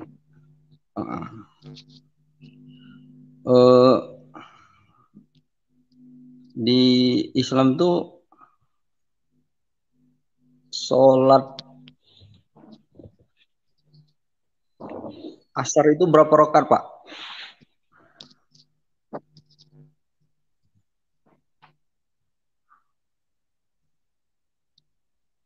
Dua rakaat. Kok 2 rakaat Pak? Sholat asar. Ada yang 2, ada yang 4 rakaat. Sholat asar jam berapa kira-kira Pak? Ini pertanyaannya kok pertanyaan anak-anak TK ya? Ya nggak masalah lah Pak. Ya kan. Enggak, maksudnya kamu bertanya ini apa gitu loh, DMC. Saya kan Pak DMC sebentar. Saya dengar lucu sekali kamu tanya kayak gini, Dek. Sebentar. Ya, kalau Bapak bilang pertanyaan anak, Pak DMC sebentar, Pak DMC sebentar, ya. Maksudnya Anda bertanya ini mau menguji apa mau bertanya gitu kan? Ingin jelas dulu. Kalau mau menguji bukan di sini tempatnya, Pak. Kalau mau menguji bukan di sini tempatnya ya. Kalau mau bertanya itu berarti Anda tidak paham. Kan boleh saya tahu dia ini beneran nggak, dia ini mualafnya gitu. Ya, tadi sudah diceritakan, Pak. Mau benaran apa enggak itu kan tergantung Bapak gitu loh. Itu tidak yang penting. Makanya dengar dulu kesaksiannya tadi, Pak. Makanya dengar dulu kesaksiannya, Pak. Makanya dengar dulu kesaksiannya tadi, Pak. Makanya pelajari dulu kesaksiannya. Ya, makanya saya udah dengar, sekarang saya uji. Sekarang saya ingin tahu. Sholat asar itu jam berapa? Kalau Bapak mau tahu, nanti Bapak tonton saja YouTube-nya ya. Jadi tonton dulu YouTube-nya. Kalau Bapak mau bertanya, kecuali Bapak nggak tahu, ya. Kalau Bapak mau menguji, bukan di sini roomnya, Pak, bukan di sini linknya, bukan di sini ruangannya, ya. Kenapa kok yang lainnya pada panik? Yang lain aja, Pak. Pada panik? Saya kan mau nanya-nanya dia kok panik semua ini. Tidak ada bukan yang masalah panik, cuma pertanyaanmu itu lucu. Yang panik itu Bapak, yang itu panik membangun. Bapak, panik banyak yang menerima mengedukasi orang. Kepanasan. Kita ada di link ini yang untuk mengedukasi orang. Kepanasan. Kamu sekarang yang saya tanya, kamu kan murtad juga kan? Sekarang yang saya tanya kamu DNC, kamu yang kepanasan melihat orang banyak berkesaksian. Enggak, saya tes dia boleh. Dia ini pernah nggak? Jangan perlu tes. Sekarang kamu kan Muslim, saya tes bagaimana? Kamu Muslim, saya tes bagaimana? Hah? Oke, silakan. Hah? Sekarang. Tapi saya dulu tanya si Lalu ini, Pak Lalu. Kamu tes saya apa? Kamu kan Muslim. Tes dia Pak Lalu. Pak Kasih Karunia, biarkan dia tes Pak Lalu dulu. Pak Kasih, biar. Pak Lalu Fauzan ini. Udah, Pak. Oke, saya nanya Bapak boleh Pak ya, Pak Lalu ya? Boleh, enggak apa-apa. Boleh. Iya. Mau tanya apa kamu? Yang dimaksud sholat sunat mutlak itu apa Pak? Kamu pernah Muslim kan? Sunat mutlak atau sholat sunat itu terbagi dua. Coba sebutkan itu. Secara garis besar sholat sunat itu terbagi dua. Apa faedahnya buat saya kalau saya jawab itu? Ya kamu kan pernah Muslim, kamu dites. Iya. Saya tanya, uji kamu. Sekarang sekarang kamu coba tolong tampilkan fotomu coba. Oke, saya tampilkan. Oke, saya sekarang akan kamu ngerti nggak ini artinya apa nih? Bismillahirrahmanirrahim. Alhamdulillahirabbil alamin. Arrahmanirrahim. Maliki yaumiddin. Iyyaka na'budu wa iyyaka nasta'in. Ihdinas siratal mustaqim. Siratal ladzina an'amta 'alaihim ghairil maghdubi 'alaihim waladdallin. Coba kamu artinya apa itu coba? Oke ya. Coba jawab dong artinya apa? Bismillahirrahmanirrahim artinya apa? Jawab. Bismillahirrahmanirrahim. Bismi dengan nama Allah ya. Ar-Rahman. Langsung aja, enggak usah kayak gitulah. Langsung aja lah, Bro. Langsung. Oke, dengan nama Allah yang Maha Pengasih lagi Maha Penyayang. Segala puji bagi Allah Tuhan semesta alam yang merajai hari kiamat. Hanya kepadamu kami menyembah. Hanya kepadamu kami minta tolong. Tunjukilah kami jalan yang lurus, yaitu jalan orang-orang yang engkau telah beri nikmat atas mereka, bukan jalan orang-orang yang kamu murkai. Oke, ya. Sekarang Yasin wal Qur'anil Hakim, innaka laminal mursalin ala siratim mustaqim, tanzilal azizir rahim. Cuma sampai situ aja, ngerti nggak artinya apa? Oke, sebelum saya jawab, saya nanya dulu sama kamu. Ya, jangan kamu nanya aja. Di situ ada kalimat. Sorry, saya tanya itu aja dah. Kamu nggak usah tanya saya masalah sholat sunat. Itu bagi saya nggak penting gitu loh. Oke, kamu nanya Al-Fatihah tadi kan. Sekarang saya ngetes Al-Fatihah tadi, sedikit aja. Itu bismi. Kenapa bismi bukan bismu atau bisma? Kenapa dia kalimatnya bismi? Saya perlu yang kayak gitu. Mau bismu, bislah, biseh. Itu enggak membuat iman saya bertumbuh. Enggak ada urusan itu. Itu enggak membuat iman saya bertumbuh. Kalau kamu tanya yang membuat iman saya bertumbuh, yang membuat saya semakin kenal Tuhan, saya akan jawab. Tapi kalau hanya sekedar memuji, untuk apa? Enggak ada faedahnya buat saya. Yang pasti aja. Ya, ketika kamu bertanya gini, bagaimana sih ketika kamu bisa bertumbuh dalam iman, dalam keyakinan agamamu, itu yang paling penting saya perlu saya jawab. Iya, kalau kamu hanya memuji kayak gini, untuk apa saya mau jawab? Oke, sekarang kamu tadi kan nanya Fatihah, berarti kamu udah paham Fatihah ya. Sekarang saya tanya, kenapa itu kalimatnya bismi bukan bismu atau bisma? Ya jawab udah, saja. yang paling penting Bismillahirrahmanirrahim. Untuk apa saya mau jawab kayak gitu? Karena itu bukan keyakinan saya yang sekarang. Dulu waktu saya di Aliyah, saya pelajari itu. Ya, sekarang udah aliyah lagi. Saya tanya, itu pertanyaan. Makanya, pelajaran yang paling penting buat saya, saudaraku, ketika yang kamu tanya itu betul-betul membuat iman saya semakin bertumbuh, semakin kuat, semakin kokoh. Itu yang saya jawab. Untuk apa saya mau jawab yang kayak gini yang enggak penting buat saya? Pak Lalu, dia kepanasan Pak Lalu. Sekarang kamu tanya itu yang paling penting. Bagaimana imanmu bisa bertumbuh? Bagaimana imanmu bisa kuat di dalam Tuhan? Itu penting. Saya akan jawab. Bismi aja nggak tahu kamu. Bismi itu. Bismi untuk apa saya mau jawab yang kayak gini, saudaraku? Kamu banyak alasan, kamu nggak tahu, kamu bohong, kamu tadi bohong. Saya mau bohongin kamu apa? Lanjutkan yang tadi, baca Al-Quran itu, tadi lanjut itu Pak. Kasih dia dengan apa artinya itu? Udah, Bismillah udah biasa itu dibaca. Pak Bom, kalau Al-Fatihah, sengaja saya ucapin Al-Fatihah tadi, itu karena memang sudah ngerti artinya kayak gitu. Tapi kalau suruh baca Yasin yang dia baca setiap malam Jumat, mana ngerti? Ya coba Pak Lalu suruh dia ngertikan. Ini publik menonton ini. Udah Bang DMC, begini loh saudaraku. Coba tolong tanya sesuatu yang mengedukasi orang, yang membuat orang itu semakin bertumbuh. Kalau memang dia mau kembali ke Islam, itu yang paling penting kamu tanyain gitu loh. Yang enggak kamu tanya masalah sholat asar lah, waktu sholat asar lah. Itu kan menguji orang, saudaraku. Oke, Bram. Enggak. Pak Bram, kamu berarti dari 2006, kamu kan Islam ya? Sampai kamu kembali ke agama semula kamu tahun berapa? Tahun 2009.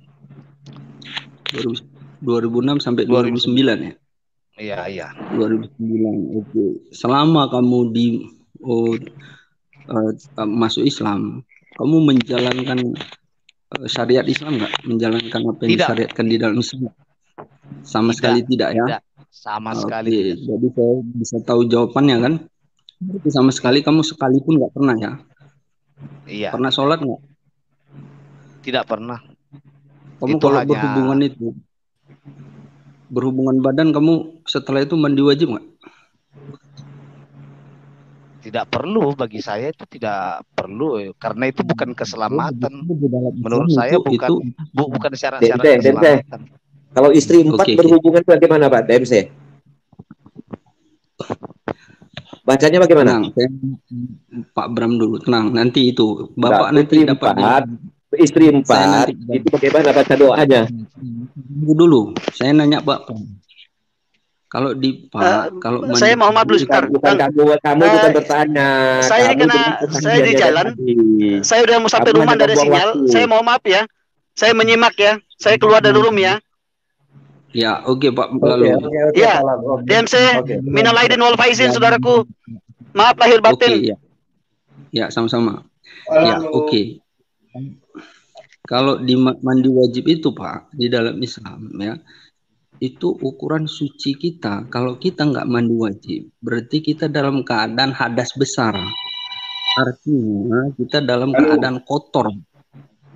Ya. Pak, makanya Pak pelajari kesaksian saya. Saya bukan karena kebenaran saya jadi mualaf karena perkawinan.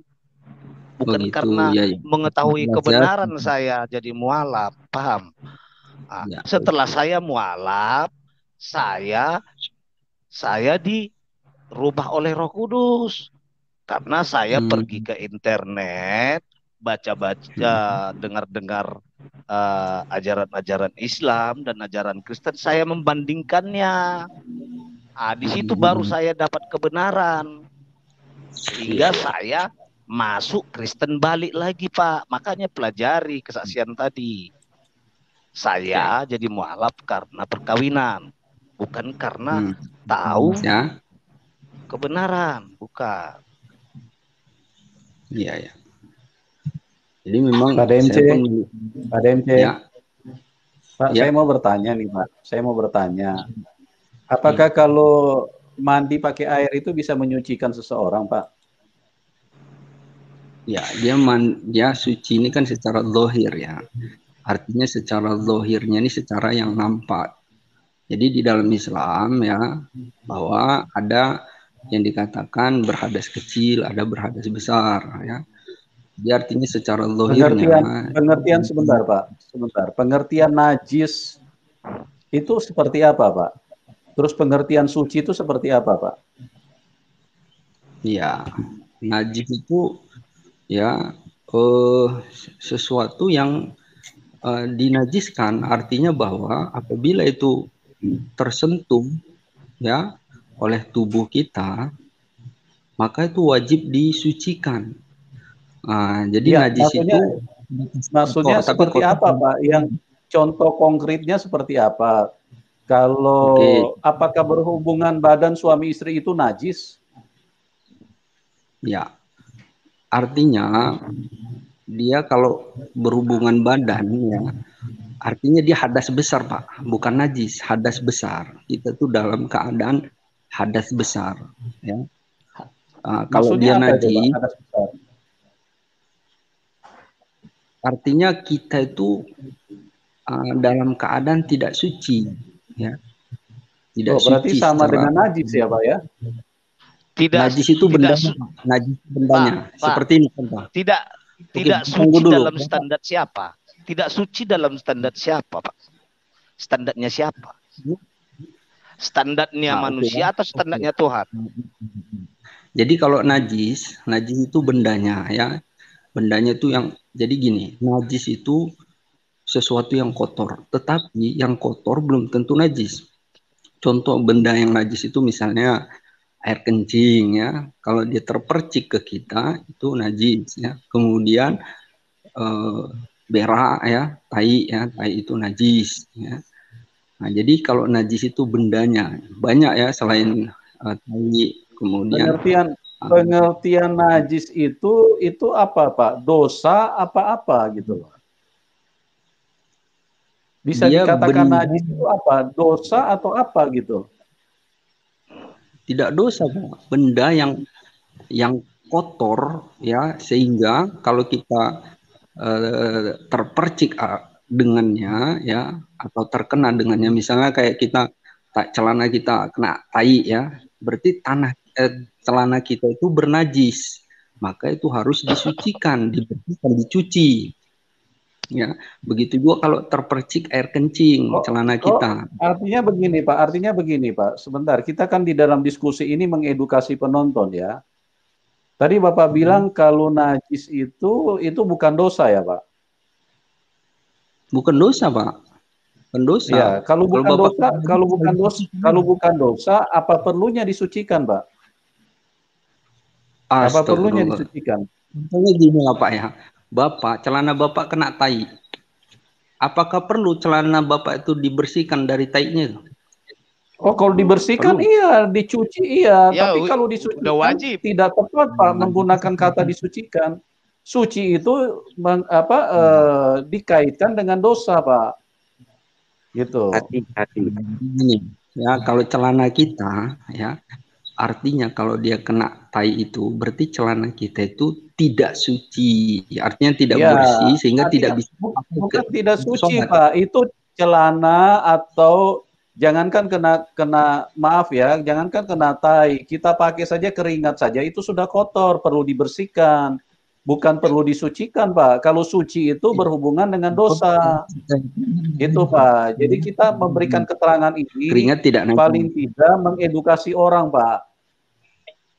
Memberikan pengetahuan kepada orang banyak. Makanya gitu. Ya. Ya. Makanya dia jadi itu jelas ya. Ada kalau najis itu dengan hubungan suami istri. Ya. Apa hubungannya jadi dengan kalau suami istri tentang menyucikan diri dengan dosa? Apa hubungannya itu? Ya. Kalau sebenarnya lucu juga Bapak pernah Islam seperti itu nanya ya. Artinya kita ketika habis berhubungan suami istri begini, Pak. Ya. Bukan lucu Pak DMC begini.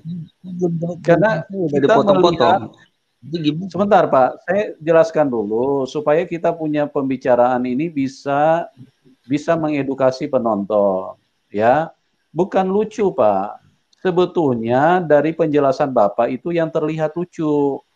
Karena kalau sudah berbicara tentang kata suci, itu pasti lawannya itu adalah dosa. Gitu. Kalau Bapak bilang najis, kalau najis itu juga itu lebih berkaitan kepada yang namanya dosa. Tetapi kalau misalnya kena kotoran, itu kan cuman kotor. Gitu, Pak. Oke. Ya. Jadi ukuran sucinya itu artinya dia bisa dibawa untuk sholat, Pak. Ya. Jadi kalau celana itu bersih pun, bersih ya, bersih, tapi ada najisnya, itu tidak bisa dibawa untuk sholat. Ya, dia harus suci ya dari najis, baru itu bisa dibawa untuk sholat. Jadi pakaian itu dia kalau suci bisa dibawa untuk sholat ya. Itu dia, Pak. Oke, salam Pak Yusuf, salam Pak Bram. Salam. Iya. Oke, begini ya saya mendengar nih menarik juga nih Pak. Berarti Pak, halo Pak. Iya. Pak, berarti Tuhan Bapak takut sama kotoran ya? Kok Bapak berkesimpulan seperti itu? Loh, orang yang kotor nggak bisa berdoa. Orang yang kotor tidak bisa berdoa, yang kena lumpur tidak bisa berdoa kepada Tuhannya. Tidak punya hak. Berarti Tuhan Bapak itu takut sama kotoran ya? Ya. Sekarang gini, ketika kita menghadap Allah atau ginilah, kalau Bapak mau menghadap Tuhan Bapak lah, ya. Iya. Itu kami menghadap Tuhan kami. Tunggu. Kami menghadap Tuhan kami bebas. Di berlumpur pun kami bisa berdoa kepada Tuhan kami. Ya. Kalau Bapak kami masuk bebas ke rumah ibadah Bapak ke celana Bapak bau kencing gitu. Kayak mana itu, Pak? Masuk rumah ibadah dulu lah. Ngapain kita masuk ke rumah ibadah? Dibersihkan lah. Jangan tolol banget gitulah. Jangan tolol banget gitulah. Ya, jadi itu jawabannya, Pak. Jadi menghadap Tuhan kita harus bersih. Artinya kita dalam keadaan suci.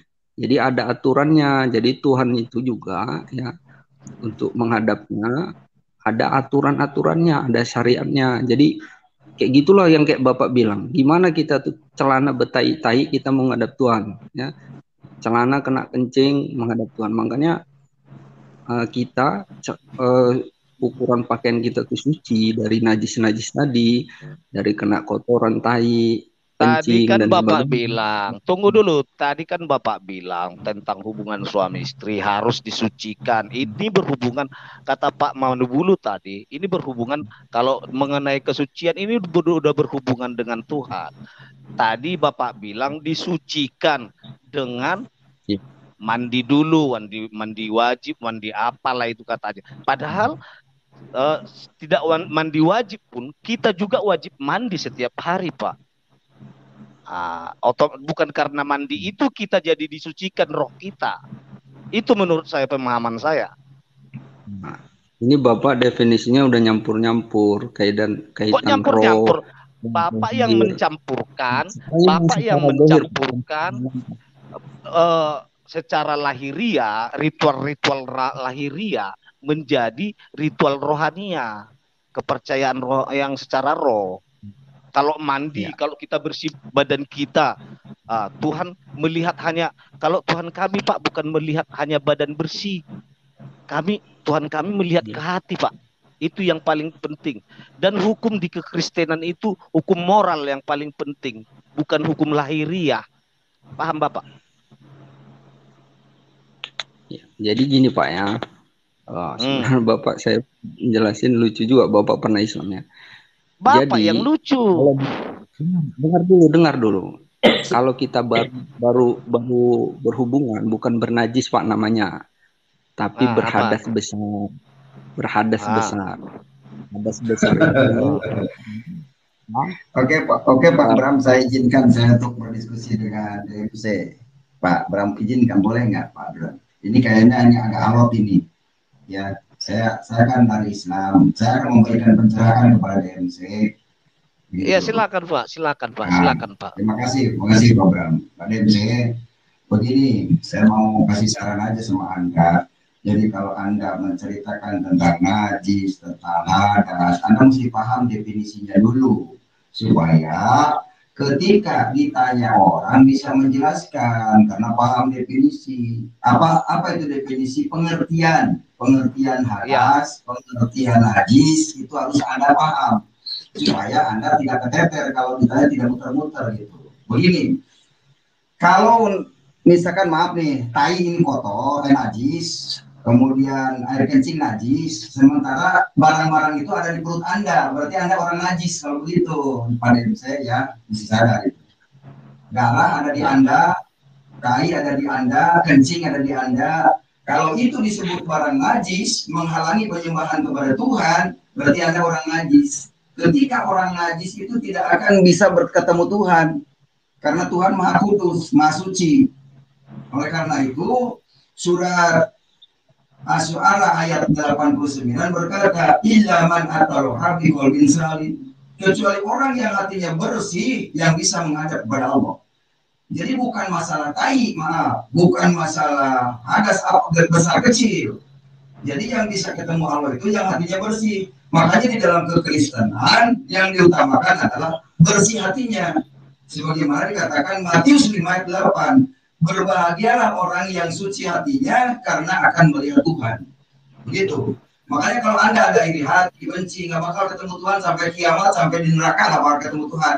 Iya, aja pesan saya. Iya. Ya. Iya, Pak. Gitu. Ya. Jadi kalau yang kotoran yang di dalam perut ya itu tidak ada kaitan hukum berbicara di sana. Kenapa? Karena hukum itu nggak bisa menyentuh hal yang di dalam, dia yang di luar. Tai itu dia najis kalau dia udah terkeluar. Kalau yang di dalam itu Pak, kayak mana mau ngukumnya? Sedangkan kita aja nggak nampak. Itu Pak, bukan kaitan. Anak-anak juga tahu kalau secara manusia tai itu anak-anak tahu najis itu bau.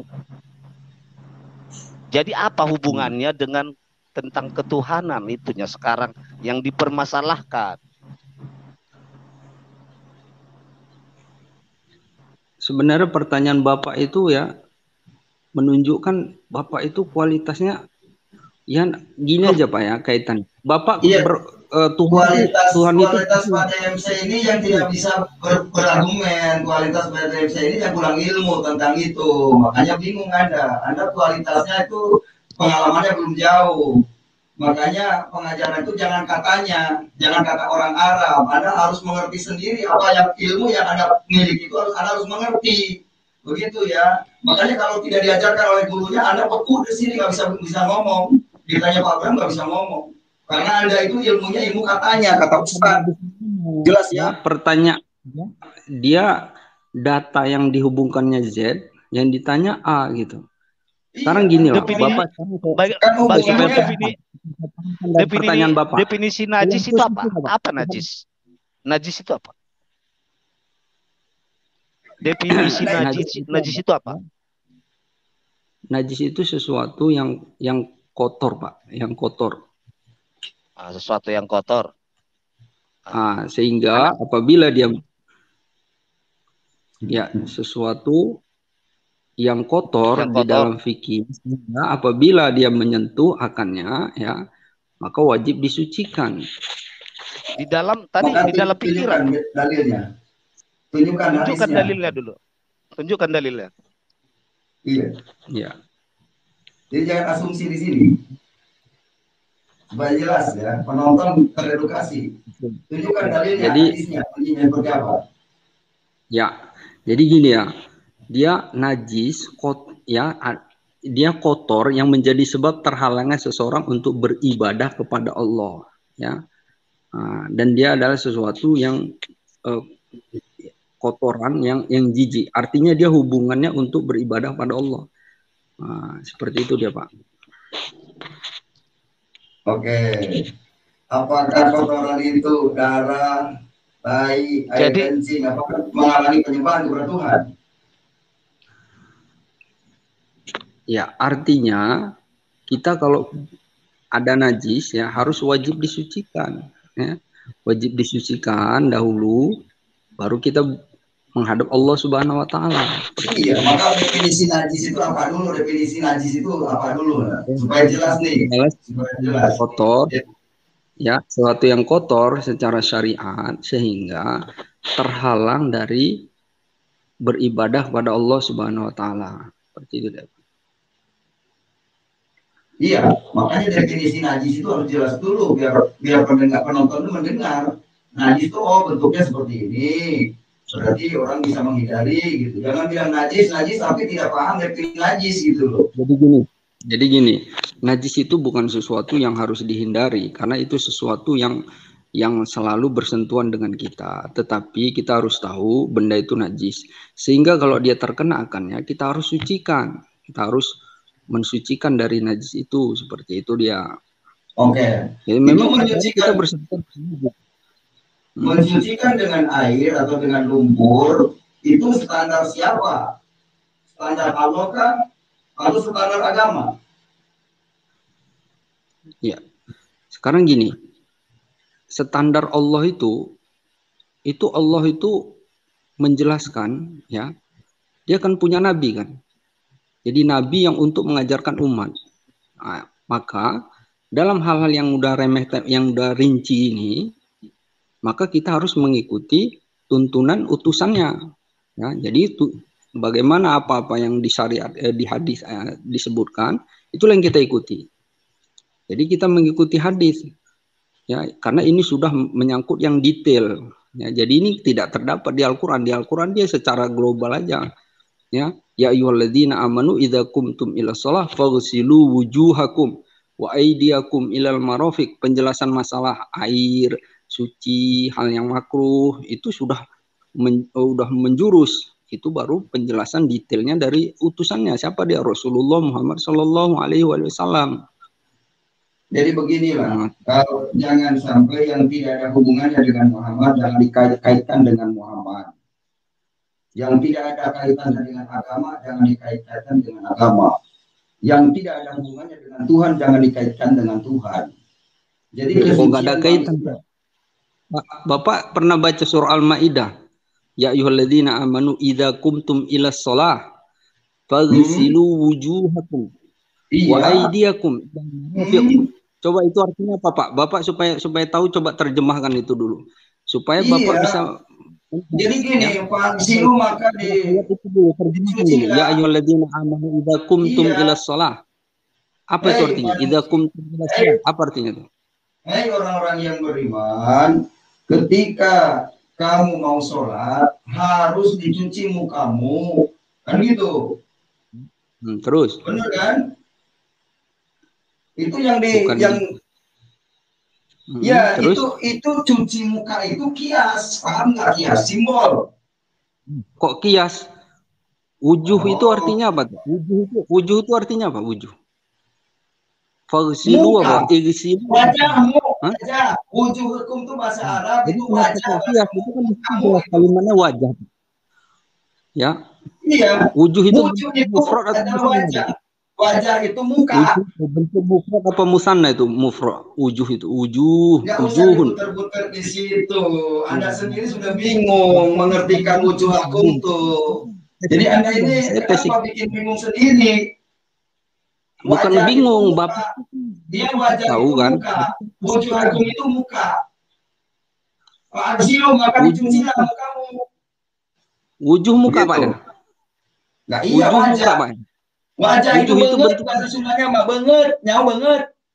Muka ya. Bahasa Indonesia. Bentuknya mufrad atau musanna, Pak?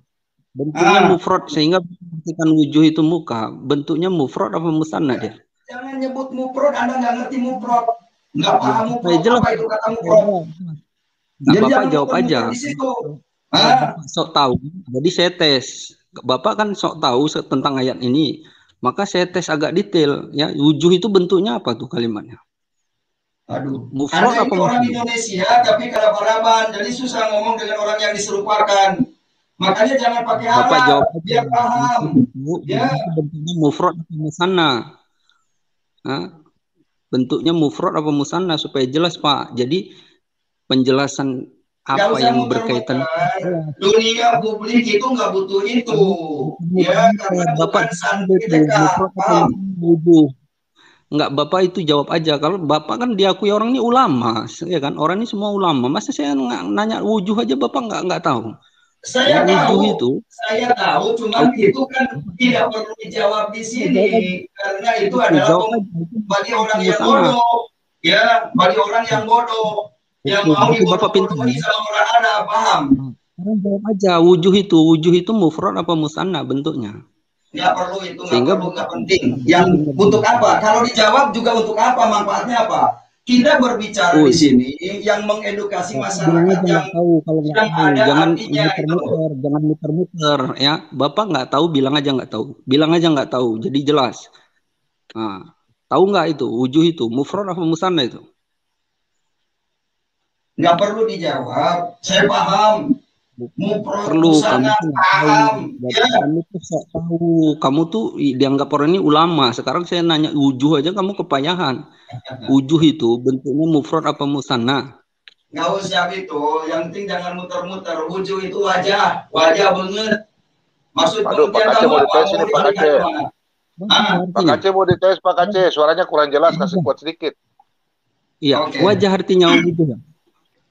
Sekarang wajah sebentar, Pak DMC. Coba handset Bapak dicabut dulu, Pak. Ini ada yang berdengung nih soalnya. Saya nggak pakai handset saya. Nggak usah kamu bantu-bantu. Saya mau bantai si kece ini dulu supaya kalian lihat ini. Ini kan kalian ulama kan. Mau bantai, memang lo siapa? Lu mau bantai, memang lo siapa? Saya tanya dia, saya tes. Saya mau tes. Sekarang saya tes kamu. Sekarang saya tes kamu. Di sana, ya. Sekarang saya tes kamu. Oke, silakan. Ya, silakan. Tolong Kamu tunjukkan saya. Ya, dalam agama Islam dikatakan bahwa Tuhan tidak boleh disetarakan, betul? Apa? Tuhan apa? Tidak boleh disetarakan, betul? Ya. Nah, tolong tunjukkan saya ayat di Al-Quran ya yang mengharuskan bersahadat. Saya tes kamu sekarang. Ya. Oke ya. Dalil ya, pakai dalil ya. Kalau kamu tidak berdalil, berarti kamu tidak bisa jawab. Kalau kamu nggak ngerti juga nggak ada artinya. Sahadat itu apa dulu? Sahadat. Coba gue sahadat. Sekarang saya tanya kamu. Kamu malah tanya saya, kamu tidak bisa jawab. Bilang saja tidak bisa jawab. Jangan tanya balik. Kalau kamu nggak ngerti. Sekarang muatan sahadat itu apa sehingga kamu bisa menyatakan? Coba. La ilaha illallah wa asyhadu anna Muhammadar Rasulullah. Sahadat. Oke, apa artinya? Artinya apa? Artinya apa itu? Di situ la ilaha illallah. Allah, astagfirullah, kamu tanya saya lagi. Tiada Tuhan selain Allah. Ya, supaya saya jelaskan itu, saya jelaskan kamu. Anda kalau tidak bisa jawab, bilang saja tidak bisa jawab, kawan. Ya, jangan berputar-muter deh. Saya jawab itu nggak ada artinya. Saya jawab nggak ada artinya. Kalau yang kamu yang tanya aja kamu nggak tahu, yang kamu tanya aja kamu nggak tahu. Oke, sekarang anggap saya tidak tahu. Kamu jelaskan, jawab. Oke, ya. Sebelum saya jawab, sekarang la ilaha illallah Muhammadur Rasulullah, apa artinya itu? La ilaha illallah Muhammadur Rasulullah. Ya jawab sendirilah. Kan ya, supaya ampun, ini anak ini, kamu ini muter-muter ya. Bukan muter-muter, kamu tuh nanya yang sok tahu, tapi kamu aja nggak tahu. Kamu yang sok tahu, kamu yang sok tahu. Sekarang kamu jawab, kalau kamu jawab. Masa saya bisa ucap? Kawan, kamu dengar dulu baik. Berarti kamu ini menurut standar kamu ya, bahwa banyak orang yang bisa berbahasa Arab, tetapi tidak tahu artinya. Begitu kan? Menyetarakan, ya. Ya, menyetarakan, betul. Anda silakan mengatakan itu tidak disetarakan. Buktinya disetarakan. Ya udah, kamu artikan. Jadi kamu bisa menyatakan bahwa itu memang. Sekarang kamu jawab dulu. Dalilnya di mana? Bisa jawab atau tidak? Kalau tidak bisa jawab, bilang tidak. Selesai. Dulu la ilaha illallah Muhammadar Rasulullah. Kamu kan bilang menyetarakan. Coba itu artinya la ilaha illallah Muhammadar Rasulullah apa artinya? Supaya saya tidak bisa jawab deh. Saya tidak bisa jawab. Muhammad itu Rasul Allah, saya tidak bisa jawab. Sudah selesai. Sekarang kamu jawab. sekarang apa dasar kamu menyetarakan? Kamu bilang bahwa itu menyetarakan, itu apa dasar? Nah, sekarang kamu dengar baik-baik. Sekarang saya bisa menghadap menyembah Tuhanmu enggak? Allah Subhanahu wa taala tanpa lewat menyebut itu syahadat. Saya tanya, bisa enggak? Tentang syahadat aja. Tentang Bisa syahadat aja. Enggak, ya. Sekarang kamu kan tentang syahadat kan? La ilaha illallah Muhammadur Rasulullah itu kamu bilang itu menyetarakan. Sekarang saya tanya arti la ilaha illallah Muhammadur Rasulullah, kamu enggak tahu. Oke, kenapa tidak saya jelaskan. Muhammad itu Rasul Allah, kamu bilang. Sekarang saya jelaskan, kamu diam. Oke. La ilaha illallah. Oke, biar saya jelasin. Bahwa Muhammad itu Rasul Allah. Ngapa? Apa yang salah? Apakah Oke, Pak Kasih. Sekarang saya tanya kamu jangan tanya balik. Kamu tidak bisa jawab. Kamu ampun, kamu DMC tidak bisa jawab, bilang tidak bisa jawab deh, jangan muter-muter. Enggak, kamu yang bodoh. Lanjut Pak Kece, dia tidak bisa jawab Pak Kece. Percuma ngomong sama orang muter-muter Pak Kece. Pak DMC, tolong bacakan surat 15 Al-Hijr ayat 6. Silakan dibaca oleh kamu. Bacakan. Silakan bacakan. Ya. Oke, tampilkan Pak Yusuf. Ya. Nih. Saya screenshot.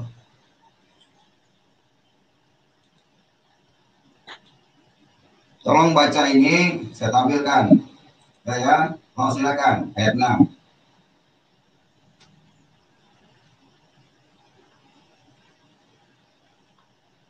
Apa artinya itu? Silakan baca Arabnya. Ya. Sekarang silakan baca Arabnya. Tutup aja semut. Sekarang tutup. Bapak kan yang menjelaskan itu. Iya, silakan Anda jelaskan ini.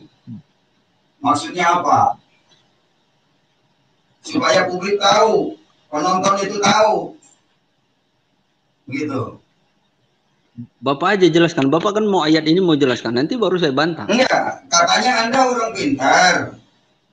Bapak katanya kan katanya mau bantai saya. Silakan jelaskan ini ayat ini Quran.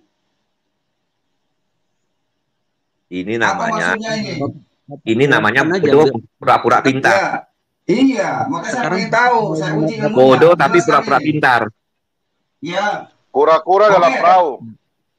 Oke. Saya bacakan ya.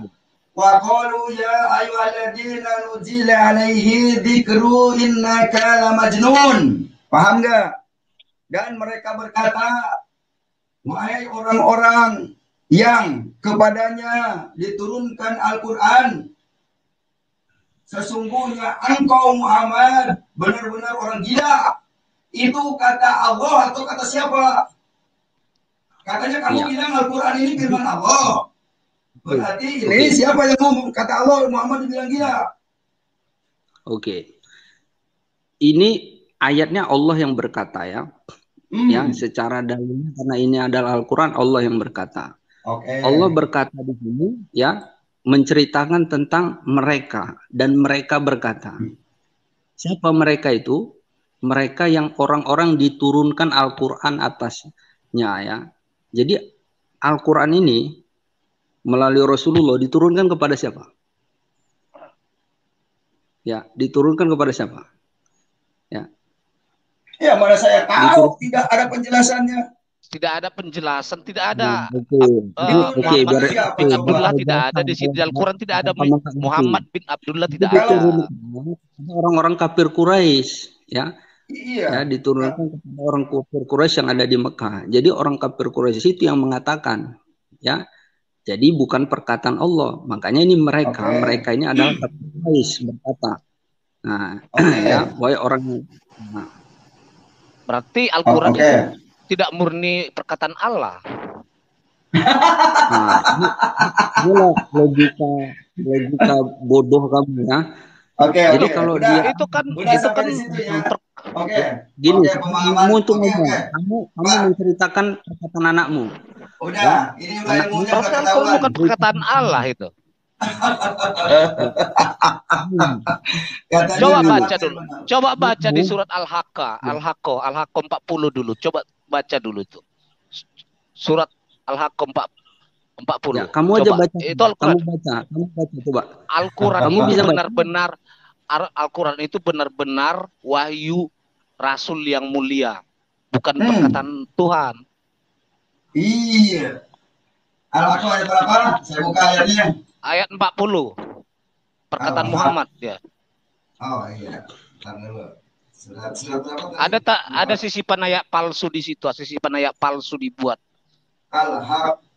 Jadi biar tahu si Al-Haqqah ayat berapa? Surat berapa ya? Ayat 40. Al-Haq. Quran surat Quran 69 ayat 40. Oh iya lupa saya 69 ya. 69. Oh iya benar, Al-Haq ayat 40 ya. Itu Al-Haq itu apa artinya di Islam itu, Pak Kece? Al-Haq tidak bisa diganggu gugat kan, Pak? Tidak bisa diganggu. Hal yang tidak bisa. Itu benar-benar wahyu yang diturunkan kepada Rasul yang mulia. Nah, benar. Itu kan tanda kurung, Pak. Tanda kurung itu yang diturunkan. Nggak apa-apa, itu memang firman Allahnya seperti itu. Jadi cukup publik tahu ya. Nggak, bukakan aja ya. Kosakatanya tidak ada, prasekata bahasa Arabnya tidak ada itu. Itu sisipan itu, Pak. Iya. Nggak apa-apa. Dalam kurung itu, Pak. Iya, memang adanya seperti ini. Jadi kita aminkan aja lah ya. Oke ya. Roh Kudus dalam kurung, Jibril juga dalam kurung. Iya, nih. Tapi diakui. Biar dunia tahu bahwa Al-Quran ini berantakan. Ketika mendukung dia pakai dalam kurung, ketika tidak mendukung dalam kurung dia tidak pakai. Itu namanya pintar, bodoh pura-pura pintar namanya. Oke, sekarang innahu. Hu itu, ya. Hu itu artinya apa? Ya sudah, kamu yang ngerti itu aja, yang penting artinya ini terjemahannya, jelasin. Tanda kurung. Enggak, sekarang Al-Quran itu tanda kurung. Itu kan ada innahu. Itu ada hu. Hu itu bentuk apa itu? Bentuk isim, fiil. Bentuk apa itu? Hu itu. Ya jawab sendiri aja, jelaskan aja, Kamu kan sok bilang itu Al-Quran itu tanda kurung ini sebagainya. Sekarang saya tanya, hu-nya itu apa di situ hu? Itu ada innahu. Yang harus pakai fiil, fa'il, isim, mufrad itu harusnya itu kitab gundul bukan Al-Quran. Karena kitab itu tujuannya untuk membaca kitab gundul. Anda yang nggak paham itu. Pak Kece, kita tuntaskan. Hu itu di situ, itu bentuk apa itu hu-nya itu? Supaya jelas ada tanda kurung, tanda buka kurung Al-Quran itu, hu-nya itu. Ini saya tidak akan mempusingkan penonton pendengar karena nggak penting perkataan kamu itu. Penting itu justru sangat penting. Pentingnya apa? Kamu tidak merubah arti. Yang penting ini terjemahannya sudah ada. Jadi kamu ini harus jelas. Ya oke, sekarang hu-nya itu. Ya hu-nya itu, kamu mau tahu apa sih makna yang tersingkap di dalam hu-nya itu? Ya, maka saya tanya, oke sekarang gini aja lah, lebih mudah saya tanya, itu hu itu bentuk muzakkar atau muannas itu? Ya, muzakkar atau muannas? Itu bahasa-bahasa nggak penting, itu bahasa-bahasa di pesantren harus ngajarin orang yang bodoh untuk membodoh-bodohin orang itu. Ya, ini nggak penting. Itu murtad. Nggak penting itu. Apa-apa, tapi tahu apa-apa. Sekarang saya tanya itu muzakkar atau muannas saja Bapak kebingungan. Itu hu itu muzakkar atau muannas. Supaya dia jelas ada terjemahannya. Nah, ini ya makanya itu jadi pakai bahasa yang mengerti dong. Diketahui Al-Quran ya, makanya di situ ada buka kurung Al-Quran tutup kurung. Karena di situ ada maka jelaskan, silakan jelaskan. Hu itu apa? Silakan. Hu-nya itu supaya jelas Al-Quran itu bentuknya muzakkar atau muannas. Sekarang hu itu muzakkar atau muannas supaya dia tempat kembalinya itu tahu, nggak salah dia. Al-Quran itu bentuk muzakkar atau muannas itu kalimatnya. Lah, kamu itu pertanyaan itu tujuannya kemana? Kamu ngomongnya kemana?